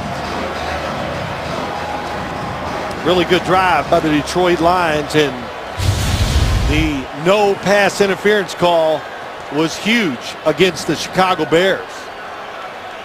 Part of a 95-yard touchdown drive that took over 6 minutes and 12 plays to get down the field. Prater adds the extra point. 31-17. Joique Bell into the end zone for the second time today. Stephen, you are the first recipient of the Phil Simms Ironman Award. He epitomized everything you want to see in a football player. That's where hard work gets you right here. He was everything we wanted the award to stand for. We want to give you some of my mom's homemade blackberry cobbler. Oh, proud club. Yes, some of the memories from the Phil Simms All-Iron Award, which is back.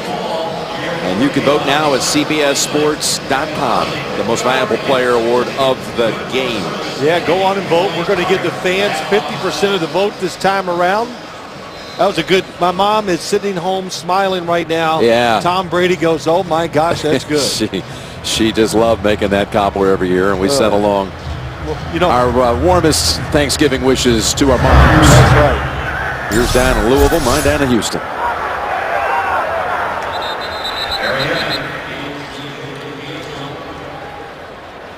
Yeah, here's some of the past history. Stephen Boyd was the greatest the first time we ever did it. Peyton Manning, by the way, when he won it, his coordinator was Jim Caldwell. Jim Caldwell, six touchdowns. Tony Romo, man, many times. Tom Brady had I think a 6-touchdown day too, right? When he was here, did he throw 6 touchdowns? No. Yeah, I don't remember it that way. Yeah, my memory's not as sharp as it used to be. We've been in some games where he's thrown 6. Yeah. One against Tennessee and one against Denver in a playoff game. We were present. Almost into the arms of Jason Jones. By the way, you said that fans get 50% of the vote as you see Jones almost making the interception. Who gets the other 50%? Us. Oh, okay. Our crew. I didn't know. Okay. Yes, you get the vote in on it. But you look at this Chicago Bears offense. Takes so many plays to get down the field. Now, Detroit, they weren't worried about the run before, and they will have no second thoughts. All efforts going to the quarterback. Brady had a 4-touchdown game here on Thanksgiving when he won the award. Here's a 2nd and 10. And Bennett We'll give him a new set of downs out at the 37. I'm just glad to be somewhere in that 50 percentile that will get a chance to have a voice. I include everybody. You know there that. you go. I'm a man of the people. You always have been. You're stealing my lines now. Yeah, I know I am. Yeah. Well, that was a good job. Jay Cutler finally had a little space in front of him. You know, in situations like this, defensive lineman, you got to be disciplined. Stay where you're supposed to stay in front of the quarterback. Cutler taken down. That's Jones, who almost had the pick a couple of plays ago. Gets the sack on this occasion. Well, nobody back there to help Jay Cutler or to help the offensive line. Jordan Mills worried about the speed outside. He's out of the lineup the last couple of weeks, and Jason Jones, just another good pass rusher for the Lions. Third sack of the season for Jones. Second of the day for Detroit.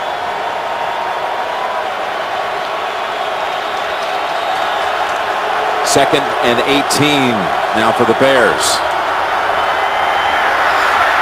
As Cutler goes way down the field.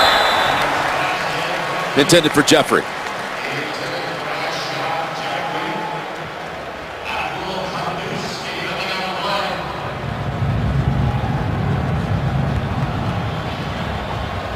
Well, they had just picked up that first down on the throw to Bennett. The sack by Jones takes a little steam out of things for the Chicago Bears. And now you can hear the roar inside this Lions den. Josh Morgan's coming in as an extra receiver for this 3rd and 18. Cutler buying time, and look at Levy knock it away. Beautifully covered up. He was on Forte. Yeah, DeAndre Levy, just a terrific linebacker. Reminds you a lot of Luke Kuechly down in Carolina. And he is good in all phases. Just plays with great instincts. Always stays on the field. Good pass defense. Cutler having completed now just 2 of his last 9.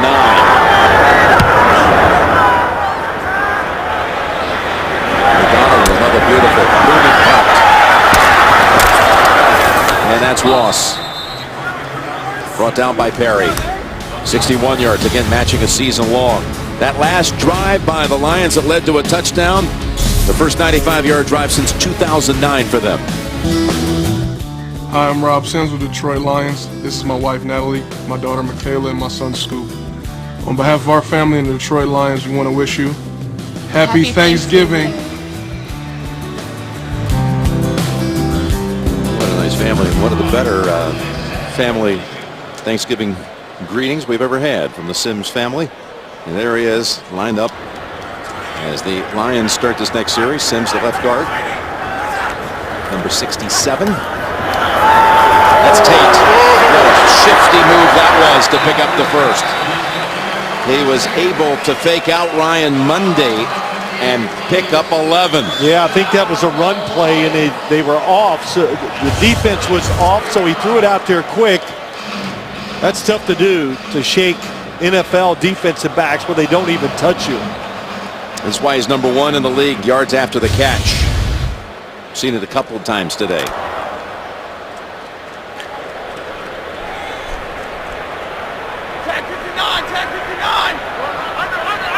You're 2 scores down. You can only give so much on this drive. Monday this time is not going to be faked out. Makes the tackle. Gain of 2. And what I mean, Jim, you just can't give up yards. A field goal beats you. Soft coverage, zone. Look how easy. Safety's back. Easy throw for Stafford. And look at this. Way off. Play action fake. Nobody between Matt Stafford and Calvin Johnson. And you know, this defense, it worked well the last couple of weeks. When you look at Minnesota and Tampa Bay, they're young offenses. They don't have that established quarterback and receiving core like Matt Stafford, Calvin Johnson. 2nd and 8. There it is. Just what you diagram. Calvin Johnson with his 11th catch. And this is a style what the Chicago Bears play. They don't hit the wide receivers off the line of scrimmage, and boy, Calvin Johnson loves it. Now 11 for 146 yards and a pair of touchdowns. And you look at all time, at least 100 games in competition, Calvin has the highest average yards per game for any receiver. Great list here. All time. Torrey Holt, Jerry Rice, my gosh. Andre Johnson. And there is Bell for 2. By the way, the Thanksgiving Day triple header continues later today on Fox and NBC. We pass along our holiday wishes to the crews that will be bringing you games from Dallas and San Francisco. Joe and Troy and Al and Chris and all their production and technical teams. Bears got to stop somewhere. You got to take a chance. 2nd and 8. Knocked down. Perfectly timed by Willie Young. Well, Willie Young. Of course, you know, when you come back to a team that you played for, that is a tremendous motivation. Over the right tackle, keeps moving. And that kind of stops. That knockdown was huge. Stopped the first down. I think that was Golden Tate wide open over the middle. And this is a huge 3rd down for this Bears defense. With 10.5 remaining. Well, it looks like they're giving the blitz look. This is what they love to do. A guy on each side of the center. Both linebackers. The count. Stafford got away, and the ball's incomplete. In and out of the arms of Calvin Johnson. Somehow Stafford got it away before DeMontre Hurst just flattened him. He is a magician when it comes to throwing the football under pressure like that. To still get that kind of power on it. But the blitz lets him get there quick enough, and he felt it, and it was just far enough off target to make it incomplete and keeps the Bears in the game. Yep, Lions have to punt from the Bears 46. Lions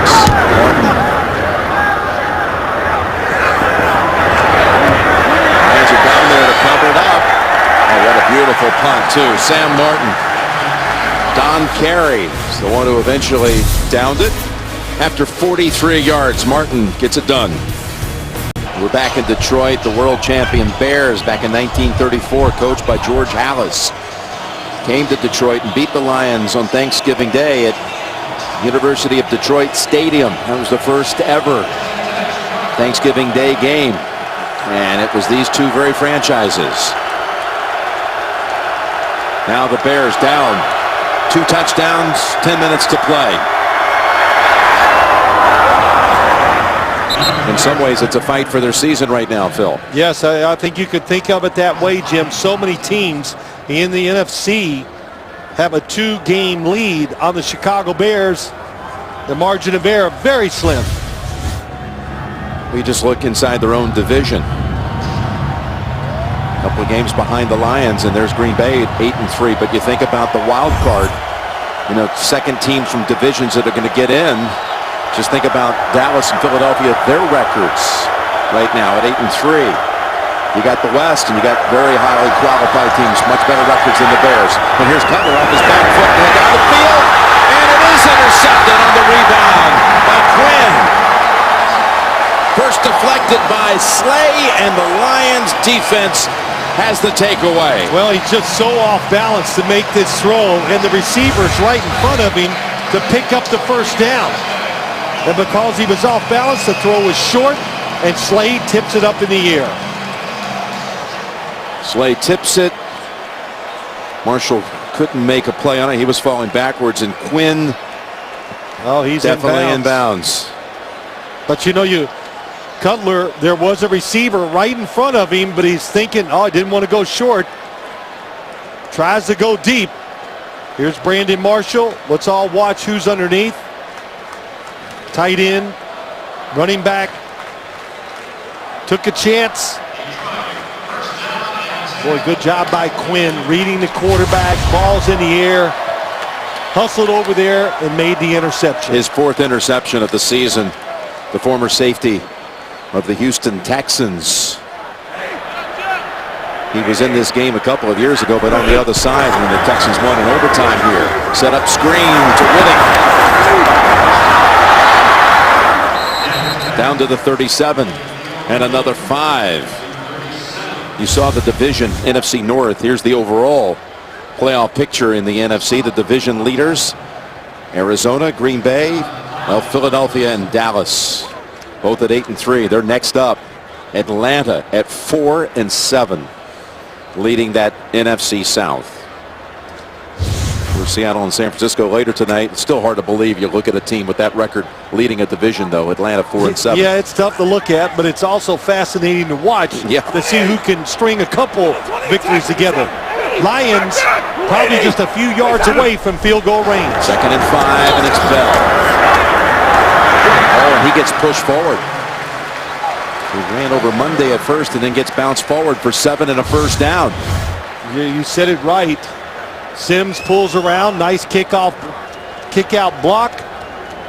Bostic actually ended up unwittingly pushing him forward, trying to make the tackle. And as upside down as things are in that one division with Atlanta leading the NFC South, their crossover opponent this year in interconference play, the AFC North, you got all 3 teams at least 3 games over 500. Can't wait to see how that one works out. Here's 1st and 10, and sidestepping the pressure. Stafford this time is hit by Allen. It's a good job of not throwing it away by Matthew Stafford. And one thing I've noticed about him this year, he is moving around more to get out of trouble. Willie Young just right around. Beautiful move. And he's a little more mobile than we all give him credit for. But he's been on the run a couple games, Jim. And twice I've seen him win the game by moving and throwing the football for touchdowns. The last one, of course, against the Miami Dolphins here a few weeks ago. Yeah, when he was running to his left and he found Riddick in the end zone. That's a sack by Allen. Setting up 2nd and 12. They fake the end around to Tate. And it's Bell.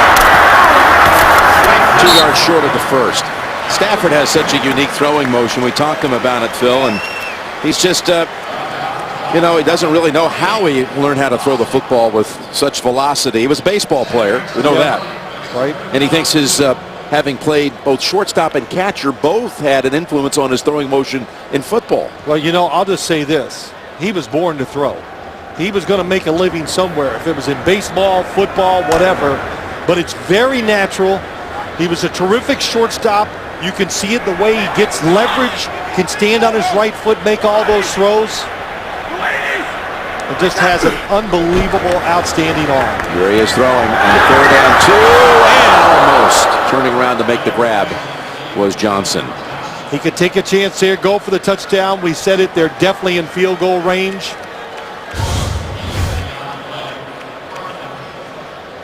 Boy, nice coverage that time down the full field by Fuller. Yeah, Calvin Johnson didn't quite make the decision to look for the back shoulder throw quick enough.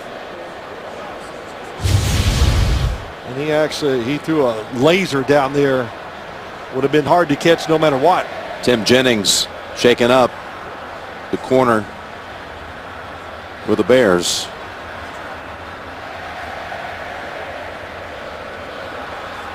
You know what? Few times, Jim, we've talked about it a lot. When the Bears corners have played man-to-man and bumped, they've been all over the wide receivers.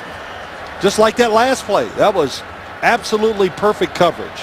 You're talking about how much velocity, how much heat that pass had that Stafford threw to Johnson. Right. He was a childhood friend and schoolmate of Clayton Kershaw, the 3-time Cy Young Award winner. Well, go ahead. What did you say at our meeting? You go, he told us that 2 years ago. But no. I wasn't, I didn't really realize how just brilliant this guy was going to be. Yeah, well, he hadn't won enough Cy Youngs yet. So three will do it. Yeah, 3 get a mention. And this is for a 3-score lead. With the kick from 40 yards out is good. And now they've doubled up the Bears at 34-17. Here we go. What a throw! Touchdown! How did he do it? Rodgers going up top. Oh, what a throw! Can you believe it? He is unbelievable. Yes, here we go. Sunday afternoon, the national doubleheader game. We'll have it. New England at Green Bay on CBS. Can't wait to see it. Yeah, it's going to be exciting. Both teams healthy, playing really well. Both quarterbacks have offensive lines in front of them that give them time to throw and operate. Of course, it's Lambeau Field, which is pretty special also. I think I'm really curious to see what will the Patriots do on offense. Will they throw it every down, or will they try to run it over them? They seem to have extremes one way or the other.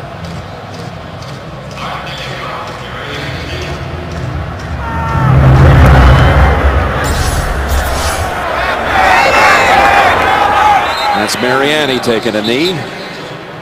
And again, this 75th edition. It all goes back to this day, November 29th, 1934. There's a man who hatched the idea for this very occasion that lives on all these Thanksgivings later. What a genius, George Richards. Absolute brilliant idea. Love his favorite creation, the Thanksgiving Day game. He was the owner of the Lions. Came up with the idea, let's play on Thanksgiving Day, and here it lives all these years later. Yep. Now with a great triple header. And the first of 3 down to 6:16 to go.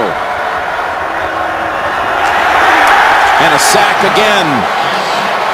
Ansah.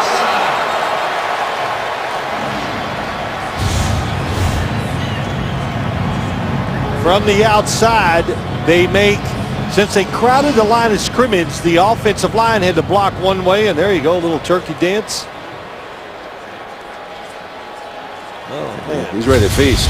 Did the turkey and eat the turkey, but wow, that protection put the running back Forte on Ziggy Ansah, no chance. 3rd sack for the Lions. All coming in this half. And Cutler saw more pressure.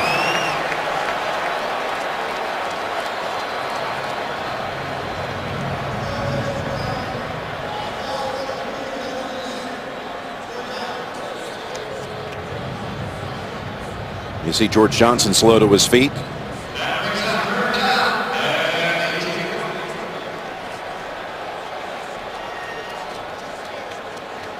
We're going to, in fact, take an official's timeout as George Johnson gets some attention down on the field. We're back in downtown Detroit, and the Lions up 34-17. This whole restoration of downtown Detroit, it is very noticeable. Great vibe here in Detroit. No question. You can tell the difference from 2 years ago when we came here. Here we go, 3rd and long. Down 3 scores. 3rd and 19 is how long it is. With Levy just throwing them out of bounds. No. You don't think they go for it here on 4th down, do you? No, I don't think they do, because they're down 3 scores. If it was 2, maybe they would take a chance. I think if they'd have picked up more yards, even on a little short pass, they might have thought about it, but... 4th and 13 is the situation.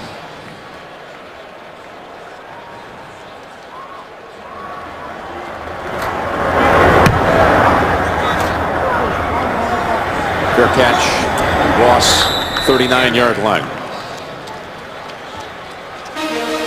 Again, we will see the Bears next Thursday, taking on the Dallas Cowboys.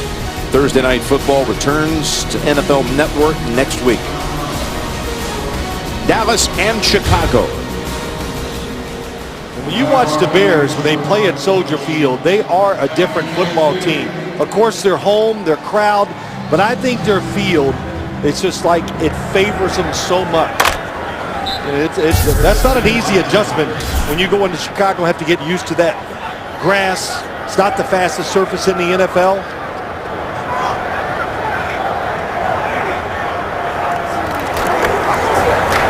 Handoff, Bell, straight ahead for 3. Inside 5 minutes to play. For the Lions, about to go to 8-4. On the season. They actually, this is the first leg of a 3-game homestand. Timeout called Chicago. So 2 more home games to follow before they close out the regular season on the road at Chicago. Second matchup between these two, and at Green Bay. Well, they play 3 teams in a row with a losing record. You know, coaches never get ahead of what they're doing. Let's play this game.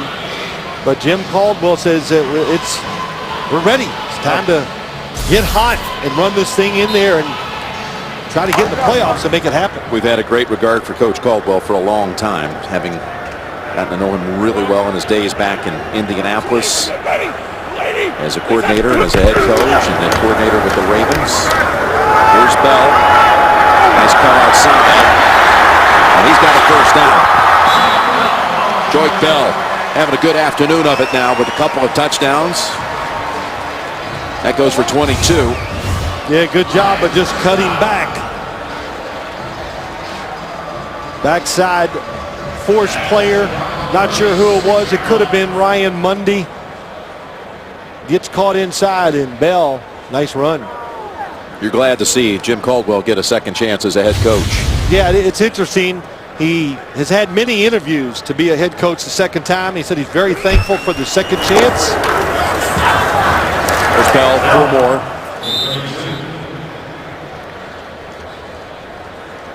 And again, a reminder, the NFL doubleheader day on CBS. Sunday, early, San Diego and Baltimore, but the big headline comes late. New England and Green Bay. There's all this talk, and I know it's early. The players don't want to hear it, the coaches especially so. But every fan right now would say that might be the Super Bowl preview. And we're going to have it for you Sunday afternoon on CBS.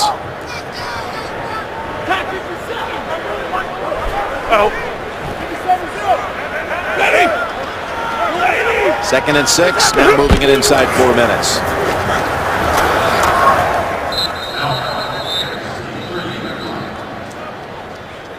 You know, back to Jim Caldwell. So he took over for Tony Dungy, took a team to the Super Bowl with the Colts. Then they had that year where Peyton got hurt and everything went wrong. A number of other injuries. Lost his job, landed with the Ravens.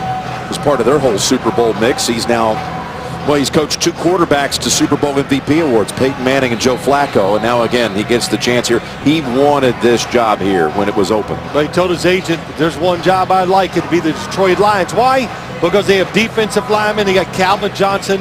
He knew they had a quarterback. And, you know, he says, oh, I'm the same guy I was with the Indianapolis Colts. I don't know. When I'm watching in practice in these games, I see a different, you know, vibe from him, or a mentality. A little more in control or more forceful. I guess that's the best way to say it. He told his agent when the job became open, we need to go after this one. And he got it, and it's been a perfect fit. Wife Cheryl and their 4 children and 2 grandkids and other family members are all waiting for this game to end. Coach Caldwell to come home and have Thanksgiving dinner together. As Bell has another first down inside the 20 down to the 16.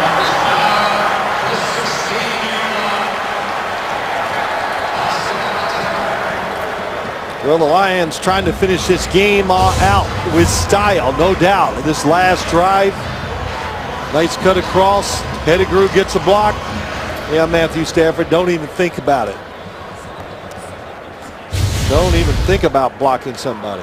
Bell's up to 87 yards on the ground on 20 attempts. Boy, Detroit, this offense, they needed it. They needed a shot of confidence.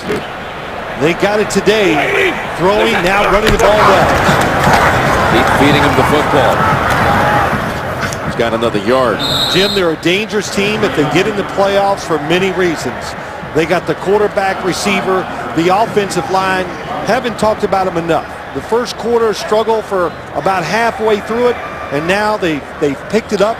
The run game, they protected Matthew Stafford. But you got Calvin Johnson, all those pass rushers. If they can make it to the playoffs, they're capable of beating anybody. I'll tell you what's looming now is a huge Week 17 encounter up at Lambeau Field against Green Bay. Would have a lot riding on that one. 2nd and 9. Bell to goes around the first tackle attempt and plows ahead for 2. Coming up, the Subway post-game show. JB, Tony, Bart, Boomer, Coach Cowher, all the highlights, analysis, plus a preview of the rest of the Thanksgiving action. It's coming up on the Subway post-game show. Timeout called by the Bears here with 2:12 to go.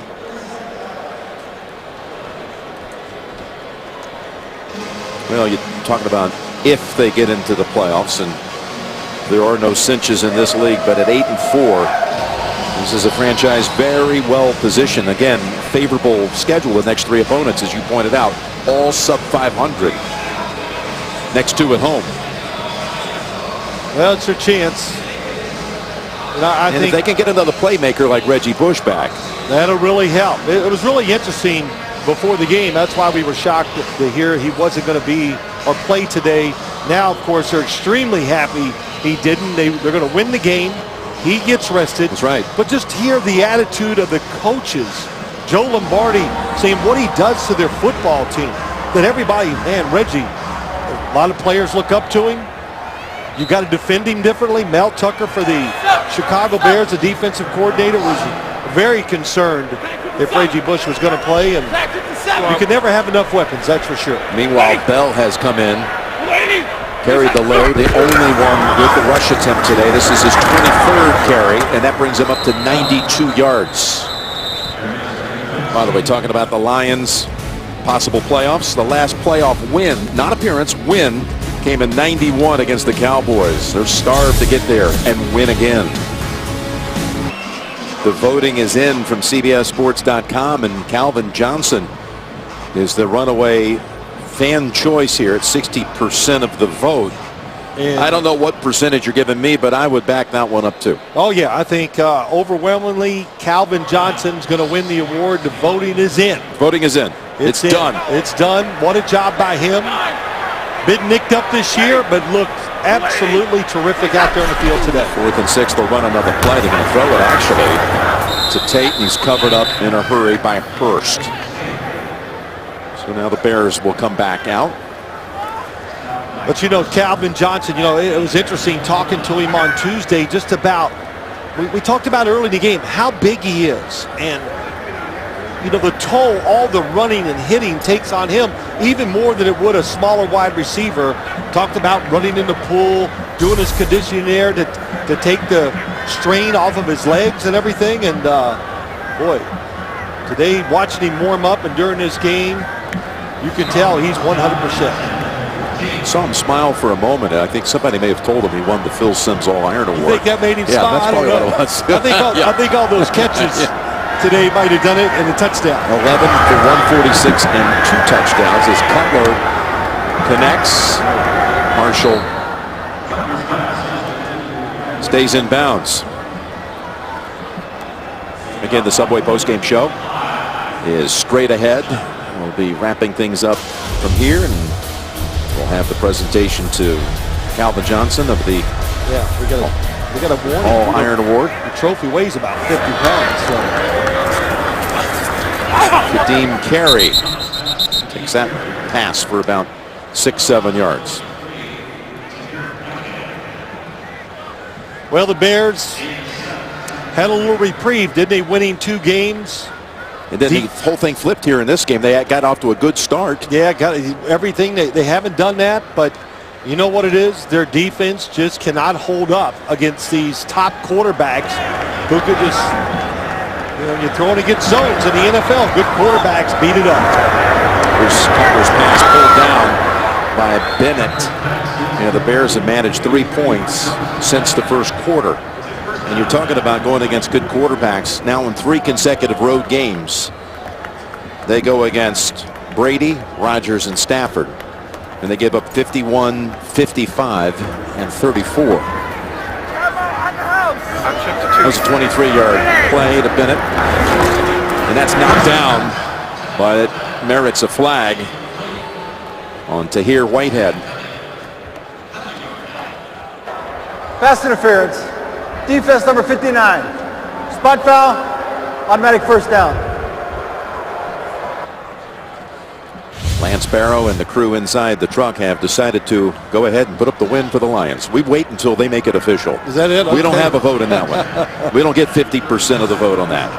When they put it on the graphic, it is over, folks. So the Lions are 8-4. Hey, look, you know what? We've almost counted some games over, and we've seen teams come back from nowhere, and you go, boy, it's a good thing we didn't jump out there too early. We didn't do that. Lance and Mike Barlow. We don't do that. That's Perry with the catch for no gain. Well, this is it from here to Green Bay. The big game on Sunday. Go watch to get to see the Cowboys against the Bears next Thursday night. Pretty good. Another good week of football coming up. Final 20 seconds here. Cutler and the Bears, who were so sharp at the beginning. Bennett stays in bounds, and that may do it.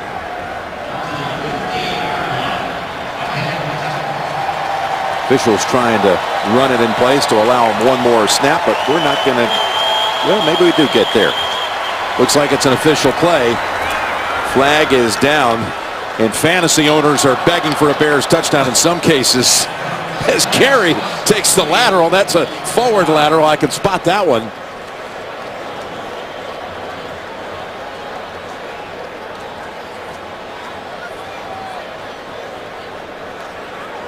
I wasn't sure they got the play off in time. Definitely didn't appear that anyone was, or everyone was fully set. I didn't think they got it off in time.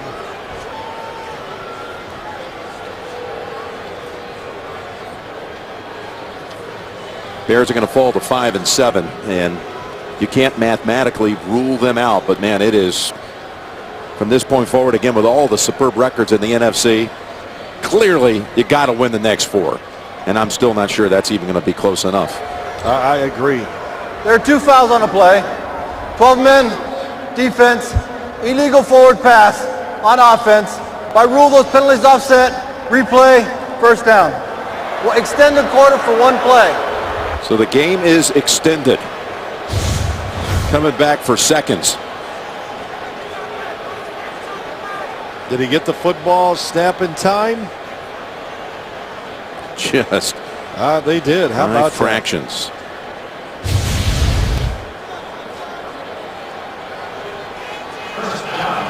The only thing about situations like this that always make you nervous is for your quarterback or receiver, just be careful.